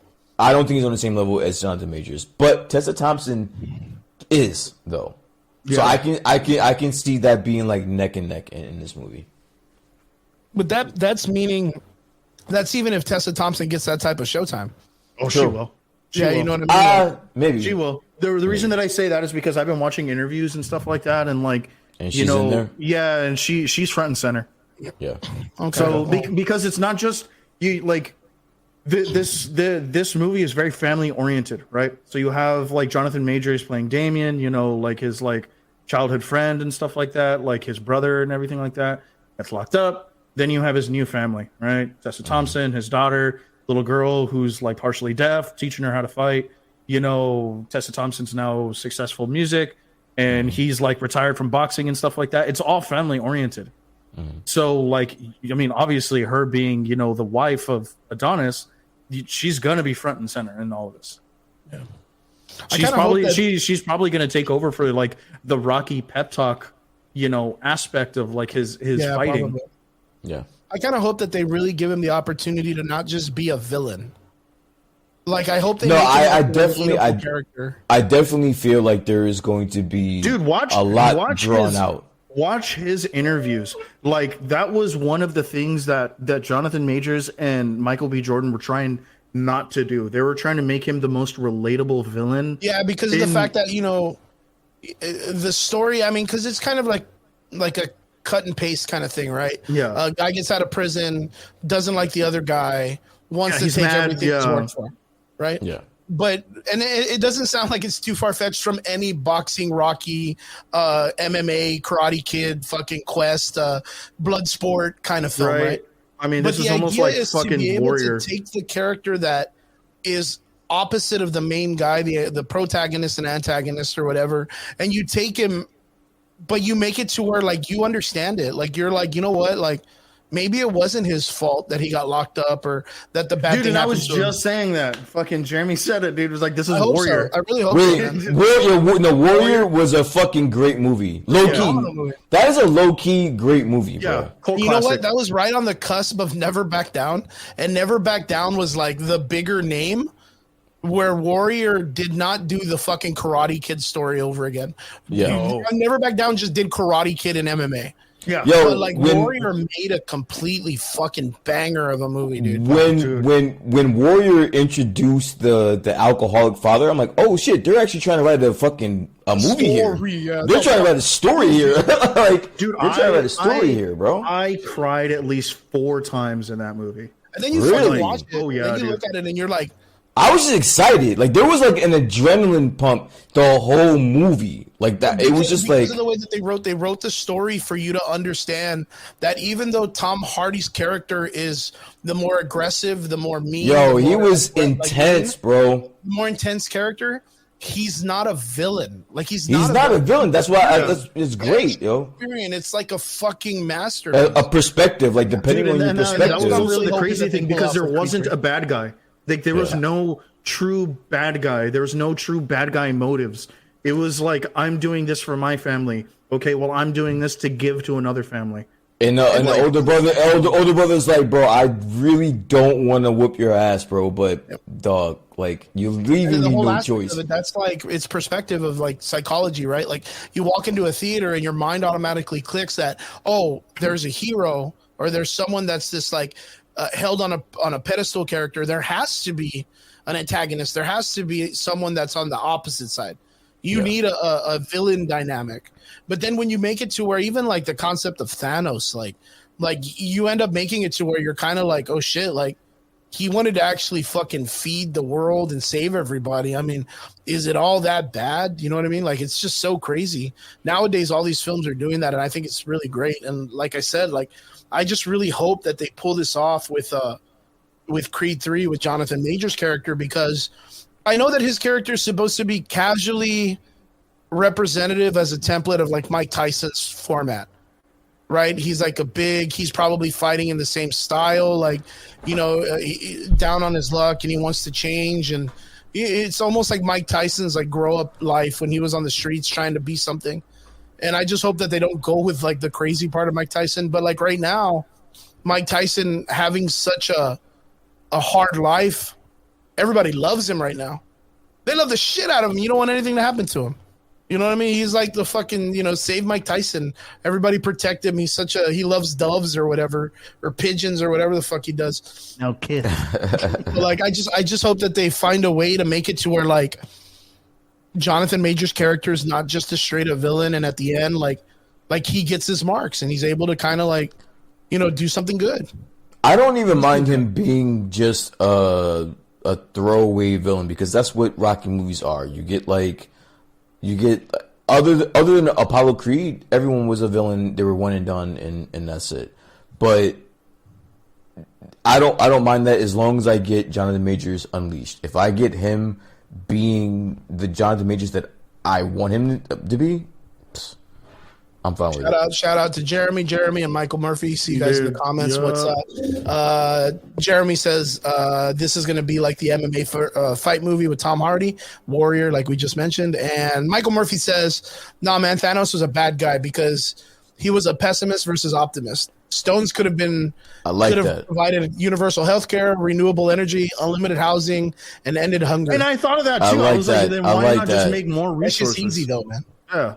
That shit's easy. But you know what? We don't know how they work. Like, what if it's like whatever you create, it takes from something else? Like, what if it's like you don't? What if how do they work? That's work. How the fuck you want them to work? When we don't know. We just saw Thanos for a whole movie show you how those stones work, bro. Like, he could do whatever the fuck he wants. Thanos out here solving problems and people still complaining. Solving problems. But yeah, straight up, that's actually correct. I think we all talked about it. Why didn't he just make food for everybody else? Why do you have to wipe out half of the universe? That's why the comics made more sense when he's just. I mean, it is badass though. That is badass. You know what? I'm not even spending on that. Yeah, exactly. Had he said, "I'm doing this for Lady Death." Yeah. Fuck it. I think that would have made more sense if he was just like, you know what, Lady Death, she's my girl. Here's half the bodies. Yeah. And then he turned it into a fucking Texas lottery system, and he's like, hey, you either get a meteorite in your backyard or you don't, man. So you get a blip. You get a blip. Yeah, but I'm really excited. So when are we looking for the release date for Creed 3? March 1st. March 1st. Are you guys going to go check it out? I will. Yeah. I'll most definitely, guys. Good. So you guys make sure you go check it out March 1st. Don't forget. Creed 3, early reviews, 10 out of 10. Now on to some regular nerd news. So guys, onwards into the comic book talks. So have you guys heard that apparently they've got a new character or a new actor they're going to be bringing into a Marvel film that everybody's really hyped about? Did you hear about this? No, tell me who, sir? Apparently, they've locked down Steve Yuen for the Thunderbolts. We're talking about Glenn himself, Denthead, Negan's T-ball stand, from The Walking Mr. Dead. Mr. Invincible himself, Steven Yeun comes. Which a new season is coming out very soon. I cannot fucking wait. I'm so excited. Super excited. Hey, they're even talking about doing a live action of Invincible. I don't need that. No, see, you're doing too much. I don't need that. I don't need that. It's in production. I don't need that, bro. Too much or what? You can't read. What I saw last season with just the subway fight alone, can't do that. You cannot recreate that, bro. There's just no fucking way. Homelander's like, hold my beer. Homelander's like, and then you have that. You have that in Homelander already, so you don't need a fucking. You don't. Need Homelander would do that shit butt ass naked too, man. Like that's the boys for you. Drinking. I know what you mean. I know exactly what you mean. It'd be a little bit rough. What do you guys think, man? Steven Yeun and the Thunderbolts. What do you guys think? That to me, that's nuts. But what does that mean? Like, I mean, I love the actor. I love Glenn. Yeah. But do I need him? Is that the reason why I'm going to go see the Thunderbolts? No. No, is it cool? Is it cool? Yeah, it is pretty cool. Who do you guys think he'd be?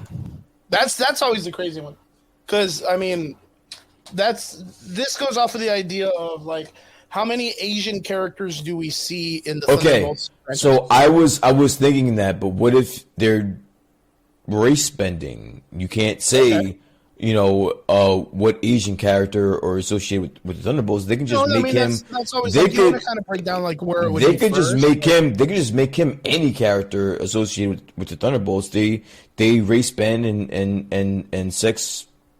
Gender bend. Gender bend. They do whatever the fuck they want. So I think it could be anybody. It could be anybody. As a matter of fact, so tell me what have you heard? Is there it is. Oh, this is wild for me because I didn't even know how to explain this earlier. I was like, really? That's weird. That Steven Yeun's character is more than likely going to be the Sentry. And how does it make you feel, sir? I know that you are a big Sentry fan. I'm a big Sentry and Hyperion fan. So the crazy thing is, like, I think I know who he'll be. If they even relatively, I guarantee Triggs is probably thinking of the same guy, and I'm probably thinking of the same guy too. But going off of the idea of him being the Sentry, I'm not really against it because there is a Superman-esque character that's an Asian character in the comic books. I forgot his name. He's been recent. He was in like Agents of Atlas. Just one of these like new age characters when they wanted to kind of like create new characters in the Marvel landscape, and they have this one that's like a Superman, but I don't know if he's in DC or if he's in Marvel, and that's the problem. He might be in DC, but the crazy part is like Robert Reynolds, the Sentry, is supposed to be like a Superman antithesis, and that's the thing. Like Superman himself has always been like this, like generic. Are you talking about Uranian? Which one? Are you talking about Uranian? Is that him, the Asian Superman? But he's in Marvel, though, right? Yeah, his name's Marvel Boy, but he's not Asian. Oh shit! Oh, maybe not. So wait, is that who you think he's supposed to play? No, I mean they could kind of switch him around and make it to where like now he's like this like Asian Superman, which I think I know who he's gonna play. But the crazy thing about it is, I think that's the guy. I think Michael Murphy got it, Kong Keegan, but I think he's from DC. I think he's from DC. You know who I think he's gonna play? Amadeus Cho. No, I think he's Radioactive Man. Radioactive Man. I heard that. Now that I heard. From the Hulk series. Yeah. Why do you think that? That's interesting. That's actually interesting. Because he's an Asian character, and he's skinny. He's a dude. He's a dork. Yeah. What would be the problem if it was Amadeus Cho? If it was Amadeus Cho, I want to see it, and you better give me the Hulk transformation last episode, because if not, you're gonna fuck the whole thing up. All right, listen. Let me ask you guys a question before we start derailing, because I can just feel it right now. You guys are gonna start derailing. Yeah, you already feel the nerd. Do you? Not. No, it's not even that. Sticking to topic. Yeah. The Thunderbolts, right? You have what? 7 characters. Yeah, that's the thing. You actually have different iterations of the Thunderbolts. Yeah, the Suicide Squad.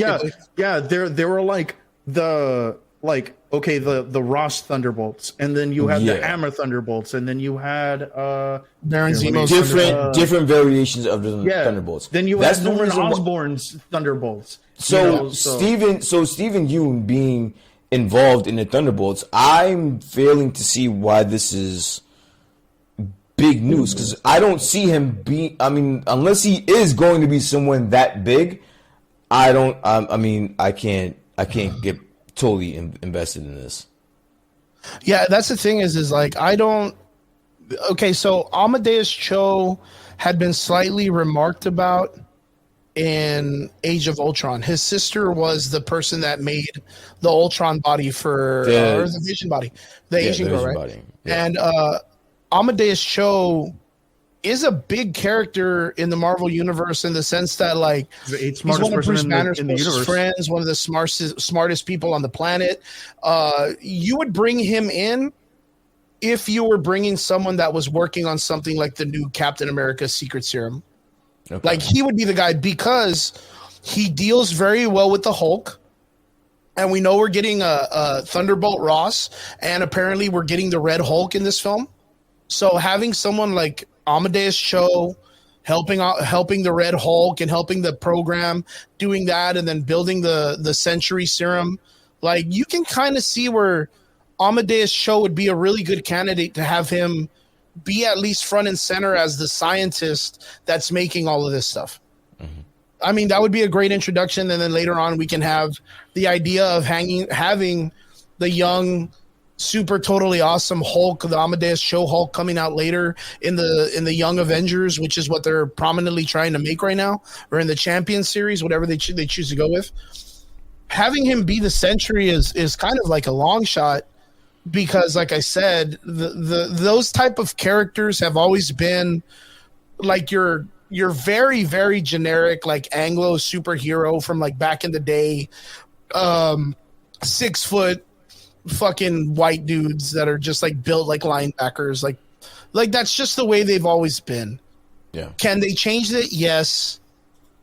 But like, I kind of feel like it would be a cheap kind of like cop out just to rename him the Sentry, to where there's a bunch of characters you can literally have him come in and actually be a prominent member in the Marvel universe. Amadeus Cho is a big character, and he correlates with a lot of different characters. So, like, and you're bringing in someone like Steven Yeun, which is, he's not a bad actor. So, do you want him as a one-time person, or do you want him someone that's going to be returning and coming back? I think it's very early. I think it's his name, start dude. Thinking about who you're going to bring him in as, because he could come in as any character. So, I'm going to put my name in the hat for Radioactive Man. Because that is a cool call, though. Because when you have big names, they bring more light to that particular character. Like who the fuck gave a fuck about Peacemaker before John Cena? Nobody. Yeah, true. Or even what's his fucking same thing with Bloodsport. Yeah, same thing with Bloodsport. No one fucking cared about that guy. True that until you brought him in the Suicide Squad movie. Yeah. True that. Yeah, Radioactive Man. I mean, I don't know how it would be if they brought him in as like just like a random superhero or a supervillain, just to throw him in, because there's already a lot of fucking super people in it. I mean, casual super people, because it's just the Thunderbolts, and that's because we haven't even got the. Are they bringing in? They're bringing in Baron Zemo, right? Baron Zemo hasn't even been featured. You still have Valentina, so you still have fucking Julia Louis-Dreyfus, whatever the fuck her name is, bro. Yeah. You have her still in the movie. It's a lot of people in this fucking movie. There's a lot of motherfuckers in this one. Like, and so now you say Steven Yeun. I mean, unless he's gonna be a huge character, dude, and you see that in the previews. I wonder if what's his face from Wakanda Forever is gonna be there. Fucking Agent Ross or whatever his name is. Oh, Agent Ross. Well, he just got he got cleared. Yeah. I think he's gonna end up being in the Midnight Angels show. I think that whatever doesn't get resolved in this movie will be in the Captain America movie. Those two movies are going to be closely linked. Those are going to be like our Earthbound movies. It's going to be Thunderbolts and Captain America 4. And I kind of feel we need them right now, man. Yeah, we need those. I think we need to get out of that cosmic quantum vibe and bring it right back down to the streets. What I've been hearing about, and what I'm pretty sure you guys have been hearing about fucking Captain America 4, it's insane, dude. Like, I haven't heard anything. Apparently, Anthony Mackie says he's bringing the dump truck. He says that, yeah, dude, he says that he's caked up like a bakery up in Captain America 4. Is he bulking up or what? I don't know, but he said that he's filling out that suit something fierce. I just know from the rumors that have been out there is that they're throwing a lot of things around to kind of introduce in Captain America 4. Which what have you heard? I kind of want to know. Well, we actually talked about it. We talked about it on one of the shows that possibly adamantium is going to be introduced. Adamantium is going to be introduced in Captain America 4, which is interesting because obviously our favorite Canadian bacon mutants of all time. Yeah, exactly. So that's interesting. So if that happens, then for me personally, that's a win. I'll take that as a win. Yeah, I think for what it's worth, the Captain America movie is supposed to introduce a lot of stuff, and I mean there was even talks about them bringing in, of course, the best thing of Ant-Man, MODOK, into that film, which I don't know how they're gonna pull that shit off. He's dead in that movie. Like he was just, I don't even know. He doesn't even get out of the quantum realm. There's so much of that movie that I leave questioned, man. So much of that movie that I leave questioned. But but yeah, Steven Yeun coming out of the Thunderbolts is very, very interesting. I just heard that the other day, and it's been confirmed. So, like I said, a lot of things have been kind of theorized all over the place, including the fact that he might be the Sentry, which is probably the major theory that's coming around, that the Sentry is even going to be in the Thunderbolts film. I don't know. I'm kind of excited to see what they're going to do, man. I mean, even if they don't bring in the Sentry and it being based off of Wakanda Forever, even them having to fight off Namor would be more than enough. You know what I mean? If they don't end up doing the Sentry and then having Namor come and fight the Thunderbolts, like that would be pretty fun to watch. Because you almost the same power strength. You already have him established. He can fly. He's strong. I mean, yeah, he doesn't do fucking laser beams and shit like that, but yeah. It's not too bad of an idea if they end up sticking with Namor. I know the Sentry thing's kind of been thrown along, but we have not gotten any confirmation that there's any type of Sentry. All we know is the Thunderbolts are supposed to be going in to Wakanda. They're going to try to steal some vibranium or whatnot. And yeah, that's pretty much what I've heard about this film. I think it's pretty cool that they're going to bring in a heavy hitter like Steven Yeun. I like him as an actor. Can't wait to see how they're going to use him. And I can't wait to see what they're going to do with the Thunderbolts. My God, that's probably the most anticipated movie for myself. Dude, my Mr. Murphy hitting us with some truth nuggies here, dude. Let me see what he said. He says, yeah, dude. They'll just variant MODOK when they need him again. I hope not. I really hope not. I hate the idea of multiverse and time travel and all that shit when it comes to story writing. I think it's one of the cheapest ways for them to do stories. Just because that there's time travel and variants, that everybody's safe and everyone's easy to replace. That whole variant ship is such a deus ex machina. Yep. Need a new Black Panther variant. Want to Reed Richards variant. Want to use Daredevil from the TV show. Oh, I just heard about that too. That fucking Ben Affleck's going to be coming back to reprise Daredevil. Dude. I mean, dude, he's in a fucking Baskin Robbins commercial. This dude's looking for work right now, dude. Yeah, Dunkin' Donuts. And dude, I feel so bad for him too, dude. It's funny. He's a funny guy. You're right. I mean, fucking. Speaking of someone who caked up, dude, that guy bulked up to do Batman, and they just fucking loaded on him. Dude, poor guy, dude. Dude, poor fucking guy. Dude, and that's the thing, man. Like they're talking about bringing Nicolas Cage back. There's so many fucking stupid rumors right now. Ant-Man and the Quantumania really let me down with the idea of like, do you remember all the hype around that probability part in the trailers where we thought we were going to see a bunch of different variables of Ant-Man? Yeah. Do you remember that shit? Yeah. And then we watched the fucking... No, we actually we were talking about it. We talked about it. We were like, dude, there's going to be so many different variations. It's going to be so fucking nothing. They were just like, oh, you're in Schrodinger's cat. It's just you and yourself. And then all of a sudden Baskin Robbins dude shows up. And it's like, how do you have this variant? And everybody's literally based off of this situation. Yeah. And then in that part, like Janet Van Dyne she saved in. and she saved them, yeah. I was super like, what the fuck is going on? It didn't even explain to us why did the Ant-Man that grew, why did he get torn up? We don't know. I mean, yeah, we don't know. Yeah, because I was like, couldn't he just grow like half of that size and be okay? Again, listen, we're trying to sell this movie to Triggs because he hasn't seen it yet, so we're trying to sell it to Triggs, him. Right? Go watch the movie. It's go watch garbage. That's the easiest selling point. Go watch it. Fucking microdose some mushrooms. Watch that shit because that's about as best as you're gonna understand it. Other than that, it doesn't make any sense. One part, Van Dyne, the lady's like, if you ever touch the quantum realm, I'll fucking backhand the shit out of you. But literally, Infinity War, they're in the quantum realm, fucking with the quantum realm. Like, it's silly. It's silly. It makes no sense. What's up, Vince? Good to see you, my dude. Triggs, I gotta ask, dude. I know you haven't seen. Fuck, dude. Speaking of Marvel, you haven't seen Ant-Man yet. No, I have not. But it's what okay. have you heard about this fucking masterpiece, dude? We're back to square one. It is the worst rated film next to. Okay. All right. Listen. No. Time out. I'm sorry. Wait. Wait. Time out. We went through a whole segment where I wanted to talk about Ant-Man and Quantum Realm.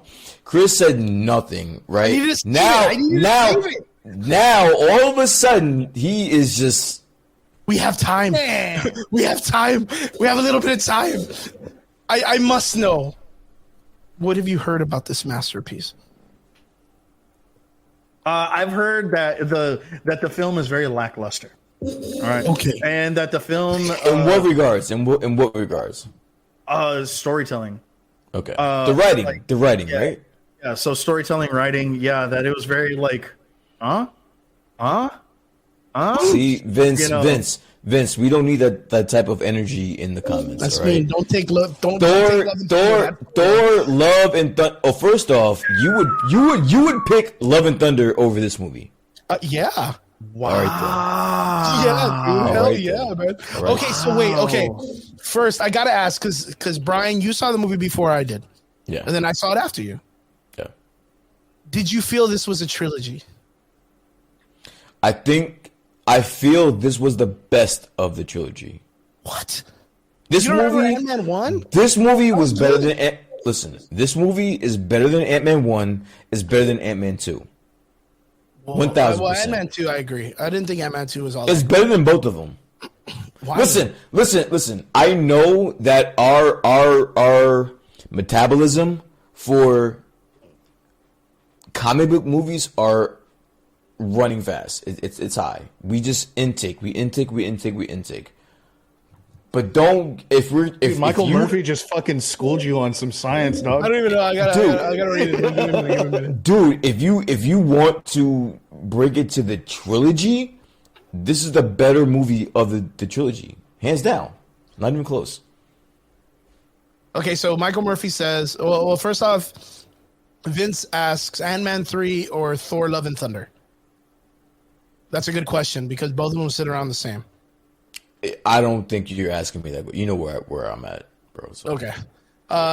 Michael Murphy this says homeostasis. The suit-wearing homies all reach equilibrium to their environment. He didn't just hop into the quantum realm and then go giant man. All of their bodies reached homeostasis from the quantum scale. Yeah, because it was a natural way that they were pulled in. So it wasn't them needing to use some type of mechanism to shrink down and bigger. They didn't change their mass. Their mass changed because of the portal itself. But I don't think that's the issue. I think the issue was how that was explained. Like, why did it happen? Like, why was there no repercussions? No repercussions or whatever. And this is why Michael Murphy makes six figures, man. Shit. Well, I mean, that's not explained. I understand that Michael Murphy is a smart guy. Yeah. But Marvel, it just wasn't explained. No, we get that. Yeah, we get that. It wasn't flushed out. Yeah, when Star Wars makes fucking reading books to explain why Rey is as strong as she is. Yeah, no, Doug, you're not wrong. You're not wrong. Like, right? Yeah. They could have easily like, hey man, just FYI. FYI got here for this reason, and so when he shifted, he was just like, never mind. Yeah, I mean, there's a lot of things they could have done. Why is it that nanotechnology is so easily available? Why is it that because it's Tony Stark? It's supposed to be. You know what? I'm super disappointed with how much nanotech is used in helmets. Like, no. What's your issue with nanotech in the MCU? I've noticed this. I've noticed this anymore. No one has a helmet. Like, everything just disappears, reappears. Like, come on, man. Like, it's got to be like there's got to be something structure. Literally, Wakanda Forever.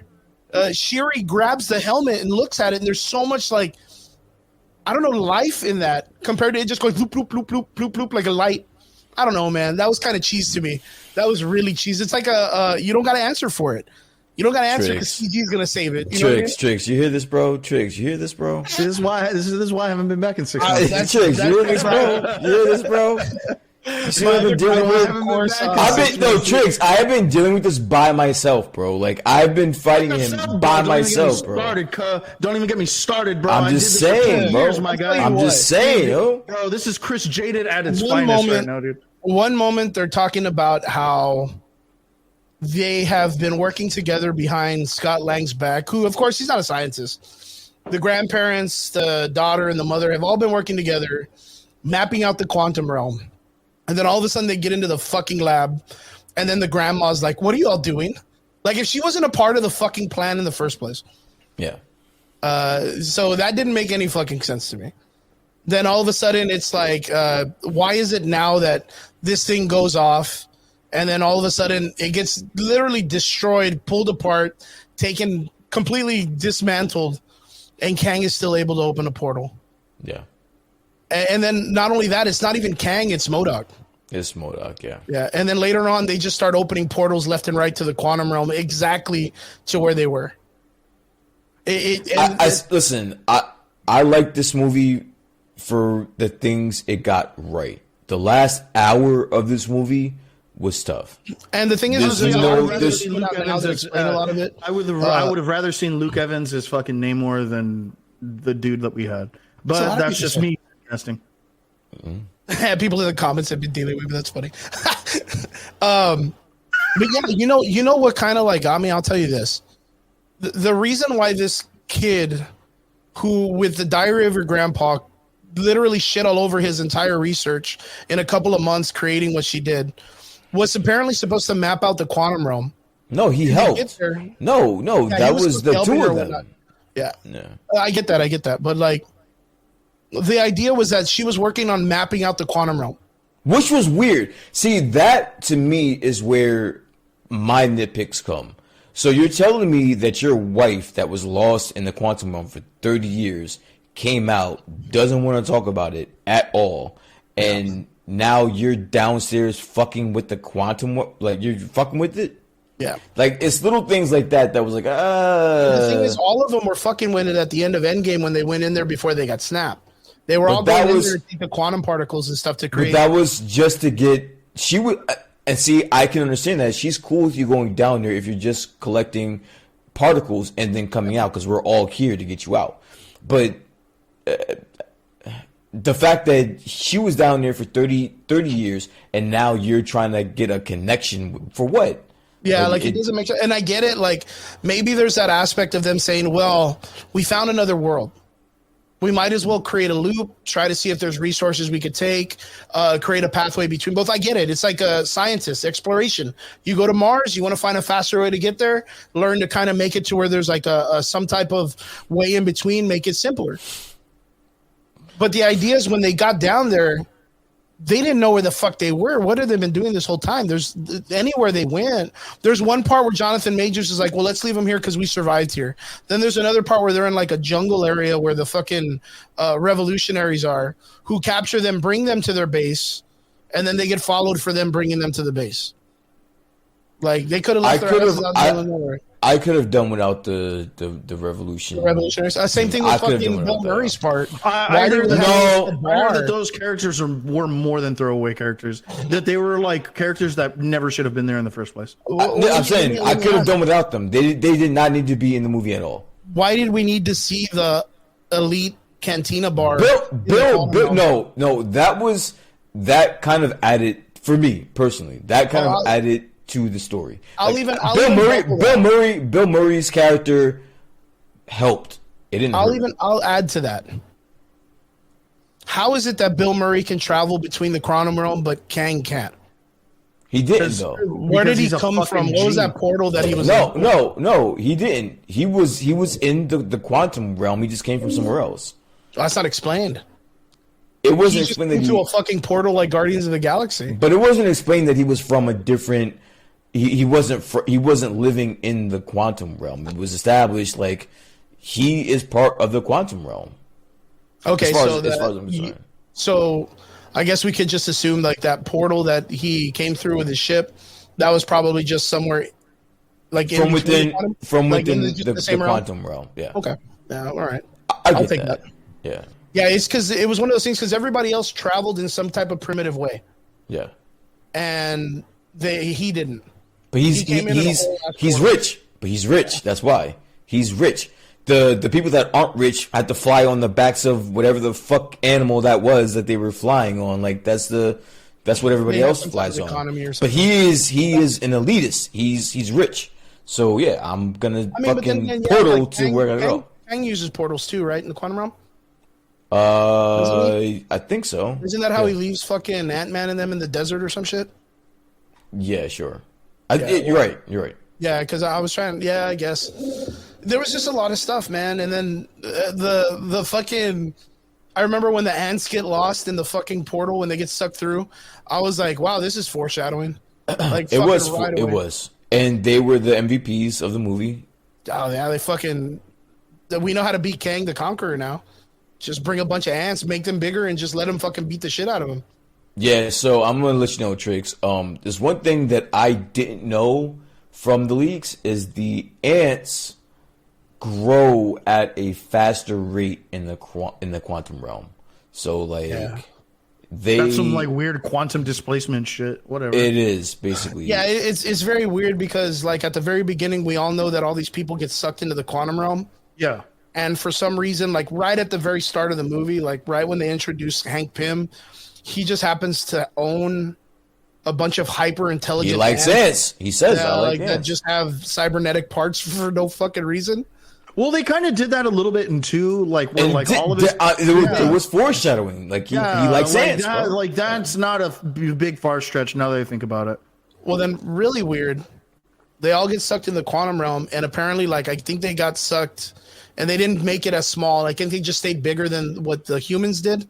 They just stayed just a little bit larger in size. But they end up getting Michael displaced. Murphy, dude. They end up getting displaced like 10,000 years into the future or some shit. Sick. And they make like a whole civilization of ants that are like the future. Like it's the future. And apparently communism is fantastic. See, there you go. Sold. Now I have to see this movie. Yeah, you know that shit's going to China. Yeah, you know Ant-Man's gonna do good in China. 10 out of 10. Well, communism good. Like fucking thumbs up and shit for no reason. Well, that's like fascism over there, but yeah. But like, yeah, apparently, like, I guess the farther into the future are, the more ass you can whoop. Because like Kang had like no answer, dude, for a bunch of ants that were still biting him and shit. They beat the shit out of him for no reason, man. They beat the living shit out of him. And they weren't even using laser beams. They weren't using anything from the future. They were just like teeth and balls, bro. Like that's all it was. It's just teeth and balls. Once they grabbed his ass, they were like, let's get it. And they tore his ass up. It was crazy, dude. Let me see. Vince asks, which Ant-Man suit was better in the MCU? Ant-Man from the first, second, or third movie? The nanotech one from this one is his best suit. Yeah, I kind of like. I'm gonna have to see it. That way I can give like a genuine answer. I'd have to see the current one because if it's a nanotech one, I'm gonna fuck with it. This is strictly nanotech. This is like all over the place. Pressing something on your chest, and it's nanotech just growing on you. It's awesome. Michael Murphy says, I think they messed up versus Star Trek because the animals Star Trek utilized in quantum small size are microbes and shit like tardigrades. Marvel should have used microbe mans and shit. Like, someone explain that to me. So you know how like the smaller an organism get, the smaller an organism gets, like the more microbial it looks. Yes. Yeah. He's saying that the mounts that they should have used in the quantum realm should have been more microbial looking instead like of organisms like and shit. Yeah. Oh, like the ants. Scientific shit. Like the ants that were in the movie. Okay. Yeah. You know what? It was almost like the way that the buildings were like animals. Do you remember in the Ant-Man film? Yeah. The way I get what you're saying. Is that a fucking animal building? Is that moving? And they're like, yeah, it's the thing. Yeah. Man, yeah, that was pretty cool. I thought that was pretty cool. I don't see the gravitas of Kang the Conqueror yet. I think I'm probably going to need another bigger film that's going to actually put him in the mark, because this Kang literally claims that he took out the Avenger with the hammer, but got tanked by a bunch of revolutionaries and ants. Dude, well, to be fair, Thanos has killed an entire universe and got tanked by a bunch of squirrels. So, yeah, but that's a write off for Squirrel Girl. Don't even bring that shit in. No, here, dude. No. Don't even bring Squirrel Girl in. How did you guys feel? Wait. How did you guys feel as comic book connoisseurs? Yeah, that Thanos got brought down by Squirrel Girl. Because it was a fucking slap in the face, dude. In my research, because I wasn't around for that. In my research over the years, I was just slap in the face. What about the Thanos copter? I thought that was the most weirdest shit I've ever fucking saw in my life. Yeah, it was. It was 100%. 100%. Thanos is a fucking beast. To me, it's the Thanos copter. To me, I thought that was like the dumbest. No, but that's nostalgia. That's like kind of cool though. But you have to line that up with like Doctor Doom in the 1970s comic with him, his fat ass, and a little small ass helicopter. Like I get that. That's why his bitch ass got taken out by a fucking bunch of squirrels. Back in the day comics, dude. Yeah, dude, and that's why his bitch ass gets taken out by fucking squirrels, bro. Someone has like a trumpet that's like, oh, no one plays this trumpet. Dr. Doom plays it and says, no one tells me what to do. I'm Dr. Doom. And you're like, oh, what an asshole. Like, you just read that shit, right? I don't know. It might just be the sauce talking. I'm just saying, dude. That's why his bitch ass gets it, dude. How do you have a he has a tailor fit helicopter? How does that even happen? Like, how do you have a tailor fit? Dude. Someone had to paint that bitch. You know what I mean? Like, he had to take that shit to an actual mechanic, and they had to paint that shit, and he had to call in the airwaves and make sure he recorded his fucking flight time too. This is Thanos Copter 101 Delta. Taking runway clear, Thanos. Go ahead and land. Yep, okay. Yep, runway clear. I think the whole Squirrel Girl fucking beating the shit out of Thanos was just like, it was a niche for Squirrel Girl, because she tanked the Avengers once like that too. And it was how though? Because they never explained it. Dude, just it's the same thing in fucking Suicide Squad. Fucking she did. She did. Right. Ratcatcher's MVP. The day, dude. MVP. 1000%. Yeah, bro. Don't even get it started, dude. If you can control a bunch of micro organisms or small animals, you're the most powerful thing in the universe. That's it. Said and done. Did the Beyonder fucking tank the Beyonder? I mean, I know Squirrel Girl tanked Galactus. Thanos. She beat the shit out of Thanos and Galactus also. She beat. How do you even make that work? It's Squirrel Girl. They never explain it. They just do it off camera. They do it off panel. She beats Galactus. She beat Galactus too, also in a comic. It's just what they do with her character, and she just stands on top of all these guys like after like. And you guys, wait. Yeah, and wait, just did that. and you guys are buying these issues with your own hard-earned money. You have to imagine, and you have to remember, that's just one panel to like a 30-page comic. Like, it's on the backside of like an episode where it's just like, hey, the Adventures of Squirrel Girl, because they don't want to make a real comic book of her. Like, she's not selling comics, man. Like, Squirrel Girl's not selling comics. Yeah, no, so, she's on like the last one of the pages of one comic. She unfortunately suffered from like what a lot of the younger team members did. Like America Chavez, Ironheart, Sam Alexander Nova. Like, they just got rolled into teams. Okay. That's what has to happen. You want to keep them alive, cool. Throw them in a team, throw them in a big event once in a while to keep them relevant, and then just keep doing what they're doing. Dude, fucking Michael Murphy, I can't believe you remember that shit. They had an episode where Kang steals like lemonade from a little girl in a park, and he's like, oh, conquering makes me thirsty, or whatever the fuck. Like, dude, they were wild, and dude, they were like Ezra Millers, just a bunch of them all in the days. Want to get knocked out? In the days, all these villains were like that, dude. The Beyonder was weird. I remember in Secret Wars 2, he ends up coming back to Earth, and he's like, I want to be human. So he makes himself human, goes and hooks up with a stripper, and like it's the wildest like comic book ride ever. Secret Wars 2 was the weirdest shit. Not even because you have to remember there's 3 Secret Wars. There's the first one, which was the one that was for the toys. Yeah. 2 was the Return of the Beyonder when he wanted to understand humankind better, which understandable. And then the third one, which is the newer one that we're all comfortable with and that we hope that we get to see in live action. But dude, I pray for it so hard, but I know that they're gonna fuck it up. But like, okay, you know what? As a matter of fact, dealing with, I know we didn't get your take on Ant-Man because you haven't seen it, but I just want to ask you because I asked Brian this last week, and I know we still got to talk about Last of Us. What is your take on the chance and the theory that Kang the Conqueror is going to be the Beyonder? I almost kind of see that happening, playing a Beyonder-esque character. But are you okay with it, though? No, but what do you feel about it? Because that removes Doom, that removes the Beyonder. No, I understand what Chris is saying. How do you, as a comic book lover and comic book reader, aficionado, how do you feel about Kang being the Beyonder? No, I couldn't have that. It just feels weird, right? See, but here's the thing. As a comic book aficionado, if we're going to go back to the 1984 comics of Secret Wars, you know, having Kang be the Beyonder character for those comics, okay. 2015 Secret Wars, where you find where you find out that the Beyonders are a race, not a singular person, totally different. So the both of you guys are more prone towards the more recent Secret Wars, right? You guys are really fans. Well, to be completely fair, that's the Secret Wars that I grew up in. Yeah, okay. That is the one that like I gravitate to a lot more. These are the characters that I grew up with, getting put into a position that like you've never really seen before. Not like this, and even on a scale like this. And on top of that, they even implemented Ultimate Avengers. Yeah, no, it was never happened before. It was great. It was like you said, it was beautiful. It was masterful. It was masterful. Yeah. I won't argue that. And I wasn't around back then. I didn't get to experience that live like you guys did. But I have done my research. I have read some. Yeah, dude. I mean, I remember us recommending that video to you, and we talked about it.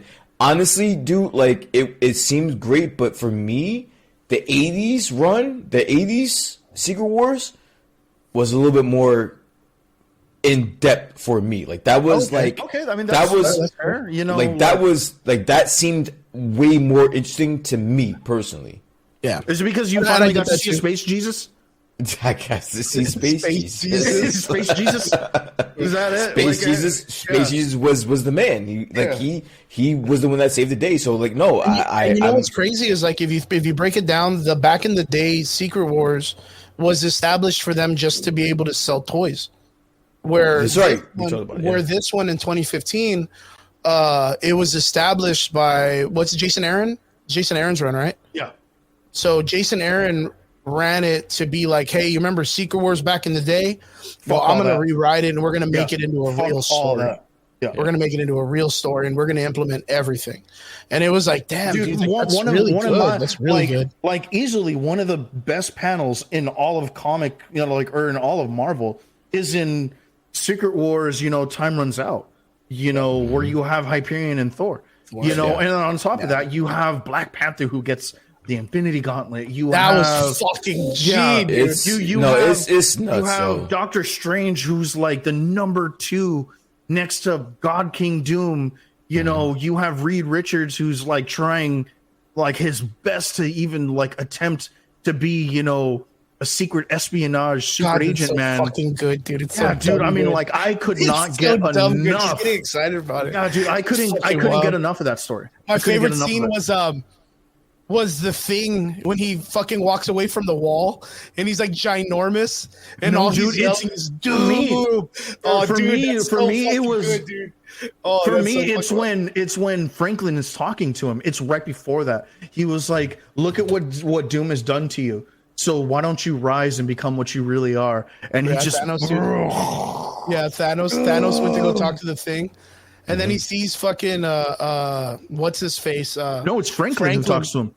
It's Franklin who talks to Ben, and it's Franklin who gets Ben to stand up. No, it's Thanos.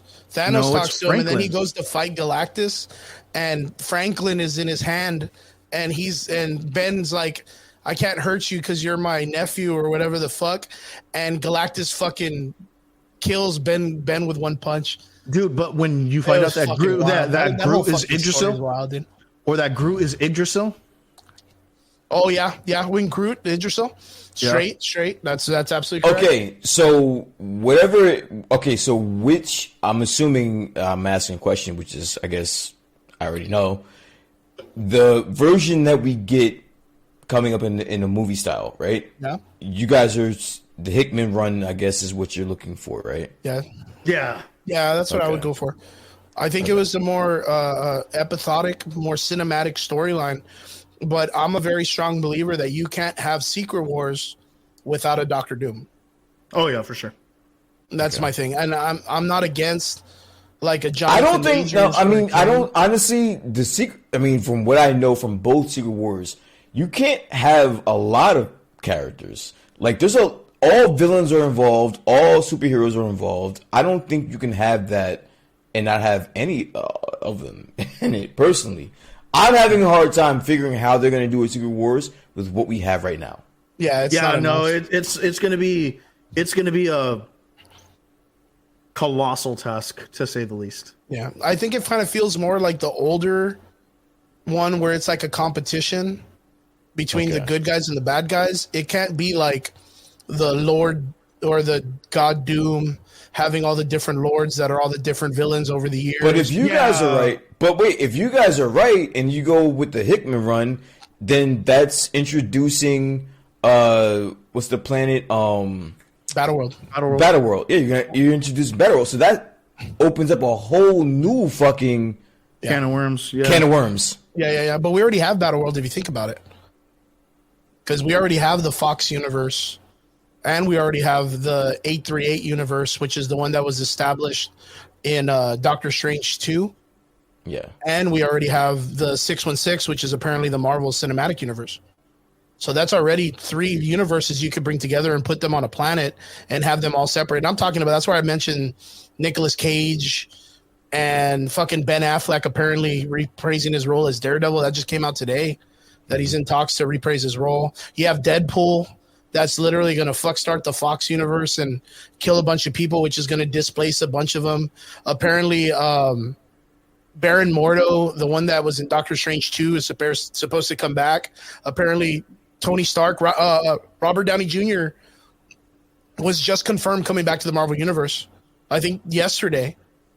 Which means, who knows? Right now, dude, and that's that. Like, honestly, I don't trust that. The reason I don't trust that is because I have seen from so many different sources that, like, they're like, oh yeah, he's in talks. It's not on the table. No, he's in talks. It's not on the table. Well, I mean, we all understand that in the Doctor Strange story, the deep cut was there were Ages of Ultrons there that were reminiscent to the Iron Man Supreme, right? I mean, and a lot of people wanted to see it, and a lot of people claimed that he was going to be in there, and I was one of them. I'm not going to lie, because of the Captain Marvel character really played an effort into making him look like him in certain shots, and I was really hyped about it, of course. But like, I really thought it was going to be like a Tony, like I really thought it was going to be a Tom Cruise. Tom Cruise. Yeah, because that's the deep cut, right? That's the deep cut, and that's the thing is right now, they can do it. Like with the whole multiverse and the nostalgia and bringing him around. I mean, fucking. Like, as a matter of fact, Brian, you and I talked about it. Sir Ian McKellen came out and talked to Patrick Stewart about his comeback in Doctor Strange 2 and was all excited and said he would have been willing to do something a little bit different, which means he's willing to come back and reprise his role as Magneto. Robert Downey is a little bit different though, because like I believe it. You cannot top the last time you saw Robert Downey. The last time we saw Robert Downey Jr. in the MCU, you will not be able to top that. Period. But at the same time, you cannot deny Ace in the Hole, Tobey Maguire, Andrew Garfield comeback, highest grossing Spider-Man movie. Robert Downey Jr. apparently going to come back in one. I will fight Trix. I know Trix loves that fucking movie, bro. Right? Homeward Bound, or what is it? Spider-Man. You love that movie, right? We love that movie. I know we fucking talked about it, yo. I don't like that movie. Listen, Mr. Joe Biden.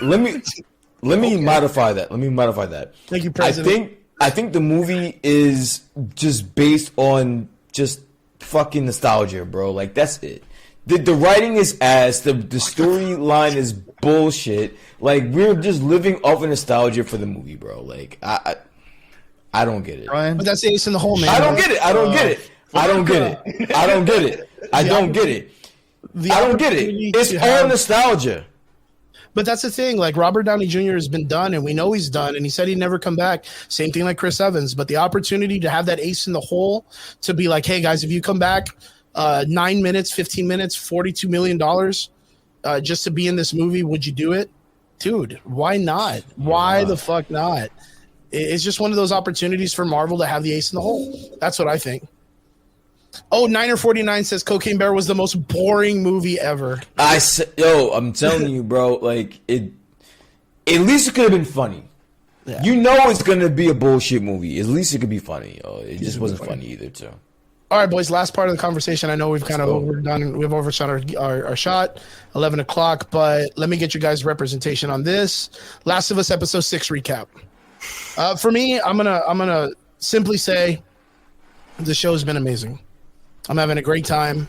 I didn't get that far in the game, so I can't really speak on the idea of what it is to the game and whatnot. I was very happy with the way that this episode went. Wait, I thought this was the episode where we met Tommy, right? Tommy's back. Okay, this is also the episode where Joel probably has like the most intense talk with Ellie.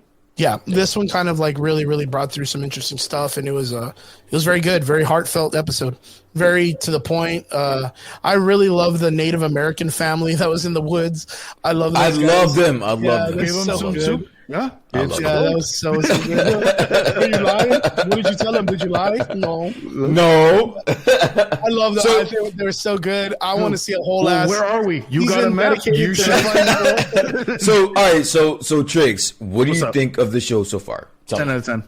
10 out of 10. Damn, that was fast. What's been the good thing about it, and what's been, I guess, the only little gripe? Yeah, give me one good thing and one bad thing about the show. Okay. Good thing.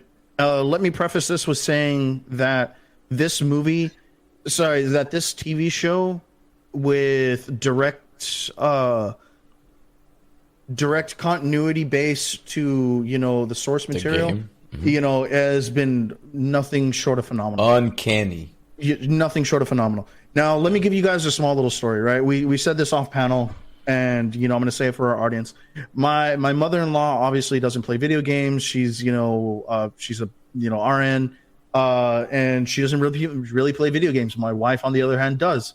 And, this is the only video game that she begged my wife to play in front of her because, in her words, she said that this was a movie with gameplay in it, not a video game with tidbits of movies in it. And you know what? Like, it translates beautifully, obviously, into this TV show, because you're hitting so many different demographics. You're hitting the gamer demographic, then you're hitting the habitual Netflix for 9 hours a day, demographic. And then you're also hitting the people who don't really do either, who are just eating this show up and loving the shit out of it. And so because of that, this TV show has been nothing short of phenomenal. And it's just been amazing. My only gripe, if I were to say anything, now I get why Pedro Pascal has done this. This is his spin on it. I respect it. I love it. I can't disagree with it. I would have just liked to have seen him be a little bit more Texan. That's just me. Okay. A little bit more of that country accent. Yeah. I think honestly, I honestly didn't even notice. I didn't even notice. It's not. I'm from here, no, but I'm not even that. I don't think that it matters. Like, it doesn't matter where the fuck he's from. No one is from anywhere. No one is from anywhere at this point. He's from outside of Austin, bro. He doesn't even know where the fuck he's from anymore, dude. Like, the fucking apocalypse just happened, dude. Like, there's none of that shit. Like, none of that shit. That shit is dead, bro. Like, that shit is dead. There ain't none of that shit no more, yo. I love it. But like, okay, so the reason that I say that is because, like, you know, you get a very southern kind of line in this episode, you know, that like you got in the game, but you didn't get in this episode. I would have loved to have seen that, but I get why he didn't say that. Right? This is Pedro Pascal's spin. He still has a very like gritty, you know, kind of twang to him, you know, but like in the game when he's talking to Ellie and Ellie says like, I'm not your daughter. You know, he's like, Ellie, you're treading on some mighty thin ice there. That's a southern kind of twang thing, you know, that you're gonna see down here, you know, deep in the heart of Texas. But you know, like in the show, you know, he was like, stop. You know, he just tells her to stop, and she continues with what she's saying. You know, the scenes almost match up, you know, perfectly with the game. With the game, and it's beautiful. It's beautiful. It did not at all detract from the emotional hit of what that scene portrays. This is just like the Texan in me wanting to see a little bit more Texan in it. But I mean, past that, you know, I have no real major gripes. You know, Pedro Pascal has just addressed a lot of the things that you don't see in it because he's like, okay, you're not going to see this 56-year-old man crouch for fucking 3 hours because he's 56 without years fucking old. Hurting and shit. Yeah, his knees are busted to shit. So why are you going to have some dude be crouching, you know, like tactically rolling his arms in when he's 56 years old? I mean, that was funny. That was kind of a shit question to ask because, like, honestly, there's no flaws in this show. Yeah, there really isn't. There's no flaws. Like everything that I could find as a flaw is a nitpick. It's a nitpick. That's exactly what it is. That's what it is. It's not an actual flaw. It's a nitpick, and anything that like I could have said as an actual gripe. Like I said, it would have been a nitpick, and it would have been like, Triggs, is it really that important? No, it's not. Yeah. So what do you guys feel about the idea and the acknowledgement to like the argument that's been there for a while, like where sticking close to the source material benefits the show more because those that are involved and that really appreciate the originality and masterpiece of the original storytelling should be at least maintained? And you can adapt it a little bit and still be successful without the idea of it being like, oh, it's because I know it's coming and that's what, you know, I want to be surprised. Here's one thing, you know, last episode, right? Episode 5, Sam is deaf, right? Mm-hmm. That wasn't in the game. But they did it so fucking do you guys listen to the podcast or even I don't listen to the podcast. No. Or even the tidbits afterwards? No. Okay. So the guy who created the game, I forget his name. The guy who created the game is directly involved with this TV show. Yeah, directly involved. When they made him deaf, the green creator was like, I should have done that. Yo, I was thinking, yo, I'm promise you, I lost my fucking mind. I'm like, dude, what? And I talked about this with my mom actually, which is fucking weird because she doesn't play video games. See? But dude, I was talking to her. I was like, dude, even the little things that they tweak just by Sam being deaf are fucking amazing. Like that was such a great choice. The fucking kid is deaf. Yeah. He can't hear anything. Yeah. You have the older brother that's directing them to freedom or wherever the fuck, or just to wherever their destination is, but now the kid can't hear. So now it's just another added fucking level of just... For that, it wasn't the added level of difficulty. For instance, like in their mind, it was the added needed of having Henry around. He needs Henry to survive. He's a kid, so exactly. He's a small child, so he needs someone around. We got that. That's the reason why they are fan favorites in the game, because they are a package deal. No matter what, even in the game when they left us in the shootout, which I remember to this day. Beautiful. We had a shootout. They left us. We got pissed, but then they ended up saving us in the end, right? So because of that, they were a package deal. He needed him. They both needed each other, right? Mm-hmm. But in this instance, he is just a handicap to the world. Like he can't hear, dude. Like, yeah. How do you sympathize? How more can you sympathize with an adolescent in the apocalypse growing up, besides giving him a fucking disability? Yeah, that's pretty much what it is. That's crazy, yo. That's wild. And they executed it well. And they pulled it off. Yeah. And they pulled it off. And then, like, talk about, episode 3, where we see, Bill and, his partner and, Bill and Frank, and these guys go out, like, yeah, dude, like, they check out. They're like, hey, man, we're done. They give, Joel and Ellie the fucking keys to the kingdom. Like, yo, dude, like, they could have settled right there and been A-okay.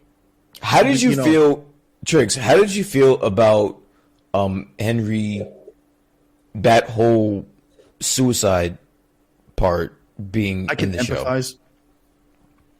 I can empathize. Did you think that was going to... I honestly thought they were going to cut that out. I thought they were going to rewrite that. Yeah, because of the way something is different. Like in society right now. Nah. But how do you feel knowing that they left that in and kept it like on script? I'm glad that they did, but not because of like society. I'm glad that they did because it's something that you got to you really get Ellie to see something like that firsthand. Yeah. You have to understand, like, this is not just yes, it's a very, very big, broad story, right? But it focuses on 2 people.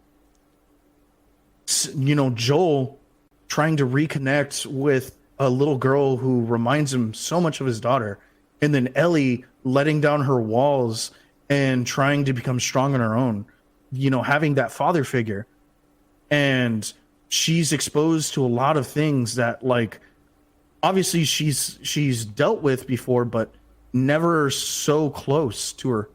And so when you see that, like, she finally gets a friend, boom, becomes a clicker that next night. Mm-hmm. His older brother shoots him, not but 30 seconds later, puts the gun to his dome, pulls the trigger. Yeah, right? That's pretty rough. And she sees that. She sees this happen all within the span of 2 minutes. This is it tells to her character, because this is a girl who's having to become strong, and having to traverse life in the world of the apocalypse. And that's what makes that this next scene even that more powerful, because what had just happened that month prior, when they finally get, or 3 months, right? I think they're traveling for 3 months before they finally get to Colorado or something like that. I think it's about 2 or 3 months. Yeah, it's like 3 months or something like that. Yeah, dude. I mean, she still hasn't completely shaken that off. And she's bitter, and she's, having to learn how to, like, navigate all these things, not just as a teenager, but like as a person in the apocalypse. And then we have Joel, who's like fucking having weird panic attacks because he thinks that he's seeing his kid everywhere. Mm-hmm. Yeah, it has a lot of trauma, man. It's a great show, though. Like, I honestly think that it's a beautiful show. I'm gonna give this a rewatch. I mean, if they come out with a DVD, Blu-ray, whatever the fuck, dude, I'm buying it. Yeah, dude, I will give HBO Max all my money for this. I'm gonna be honest with you. When the show was first announced, I wasn't expecting too much. I wasn't expecting much at all. Even though I love Pedro Pascal, I wasn't expecting much. But I think that everyone is I was praying that they wouldn't fuck it up. Yeah. I guess that's the easiest way to put it, because a lot of the times, a lot of people take a lot of liberties to try to switch some things around, and this goes off of the idea. Do you think this kind of rejuvenates the idea that sticking close? Okay, so that's okay. So all right. So I said it off camera. I'll say it on camera, and I think I said it last week too. A show like this is kind of putting me in my place when it comes to the argument of sticking to the source material and how it portrays, across screen. Because if you can do it this well for this show, then my argument is dead. Like you could do it forever, but the problem is, and I will shoot myself some bail, is that it's very few and far in between of people that can get this right, though. No, it's true. It's true. Like not everybody can do this. This is to me an anomaly, and we need to appreciate it as one. This is not a normal thing to where 100% people get it. People get it this good. You know? Yeah, because I was going to say, like, I mean, this particular game had a pretty good sized fan base. I mean, it was one of the games of the year in PlayStation Store. You know, it had a bunch of remastered it three times. You know what I mean?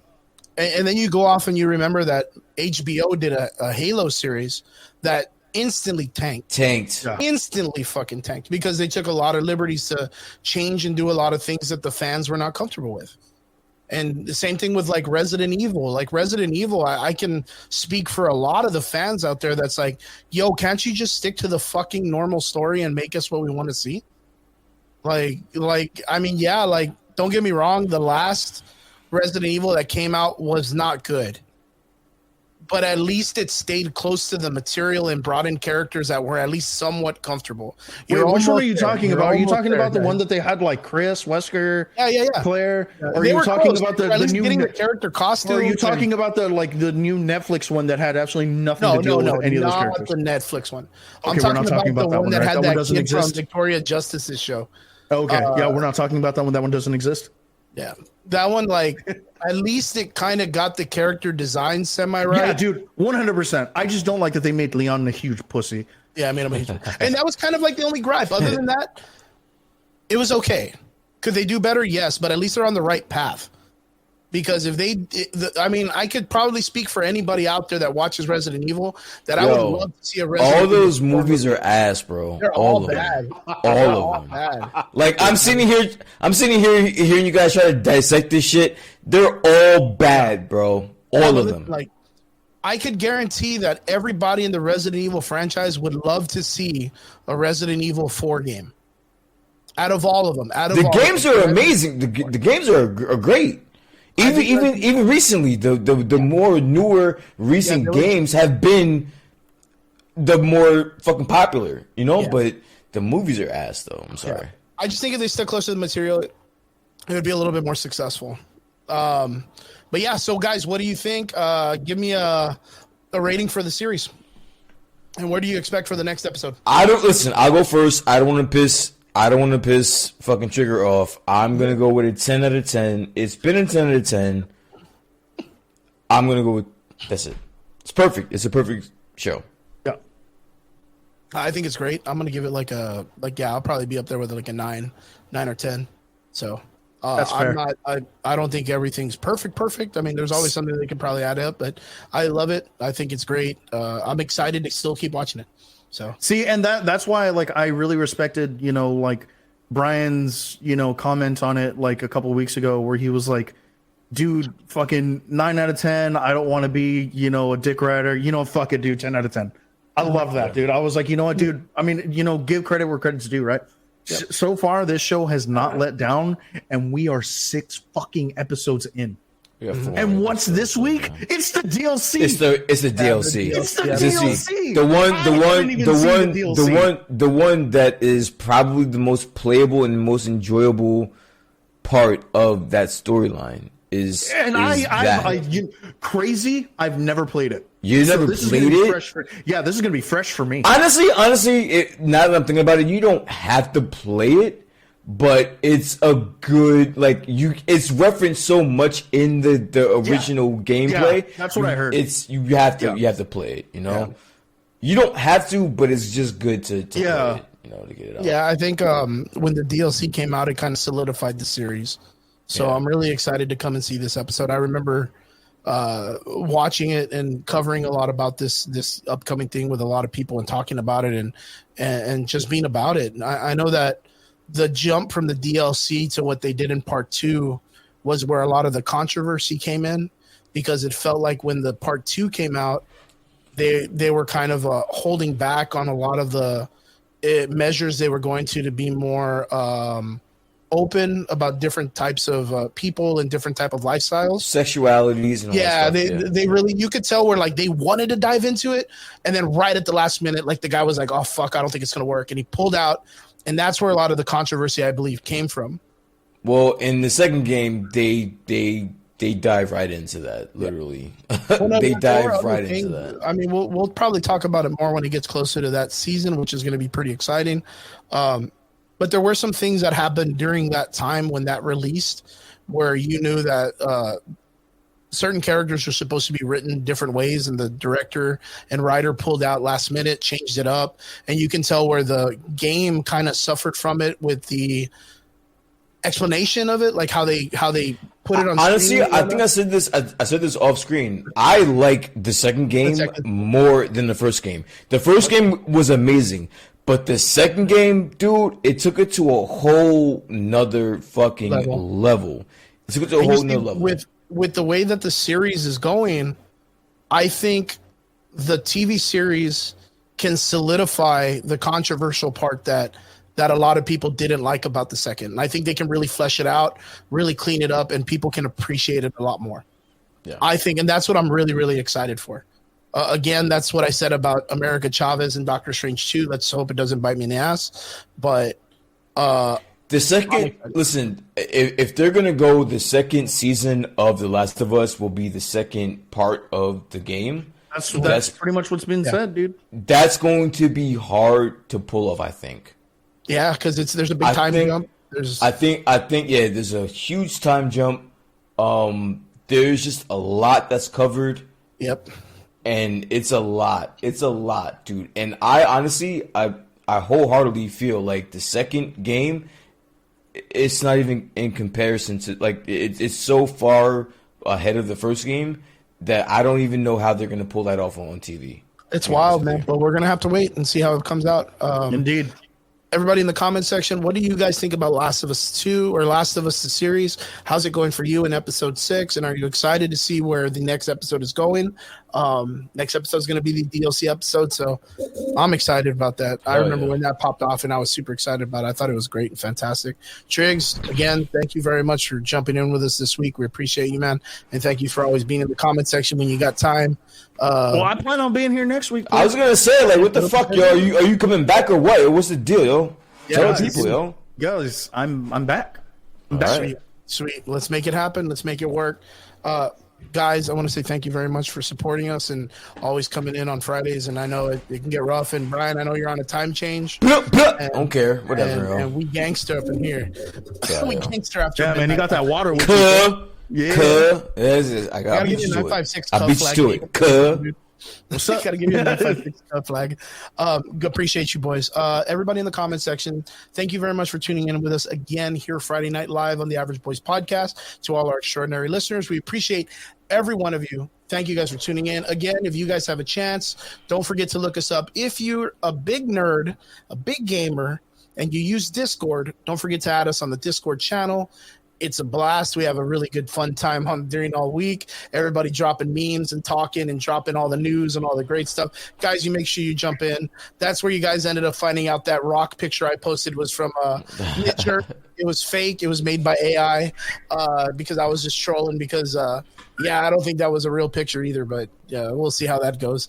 But, remember, guys, don't forget add us up on Discord. Don't forget to add us up on Spotify, iTunes, fucking your Roku machine. I don't give a shit. You fucking add us up. Send the support. Fucking let us know what's up. Like, share, subscribe. We appreciate every one of you. And we'll see you guys again here next Friday here on the Average Boys Podcast. We love you. We'll see you guys again. Laters.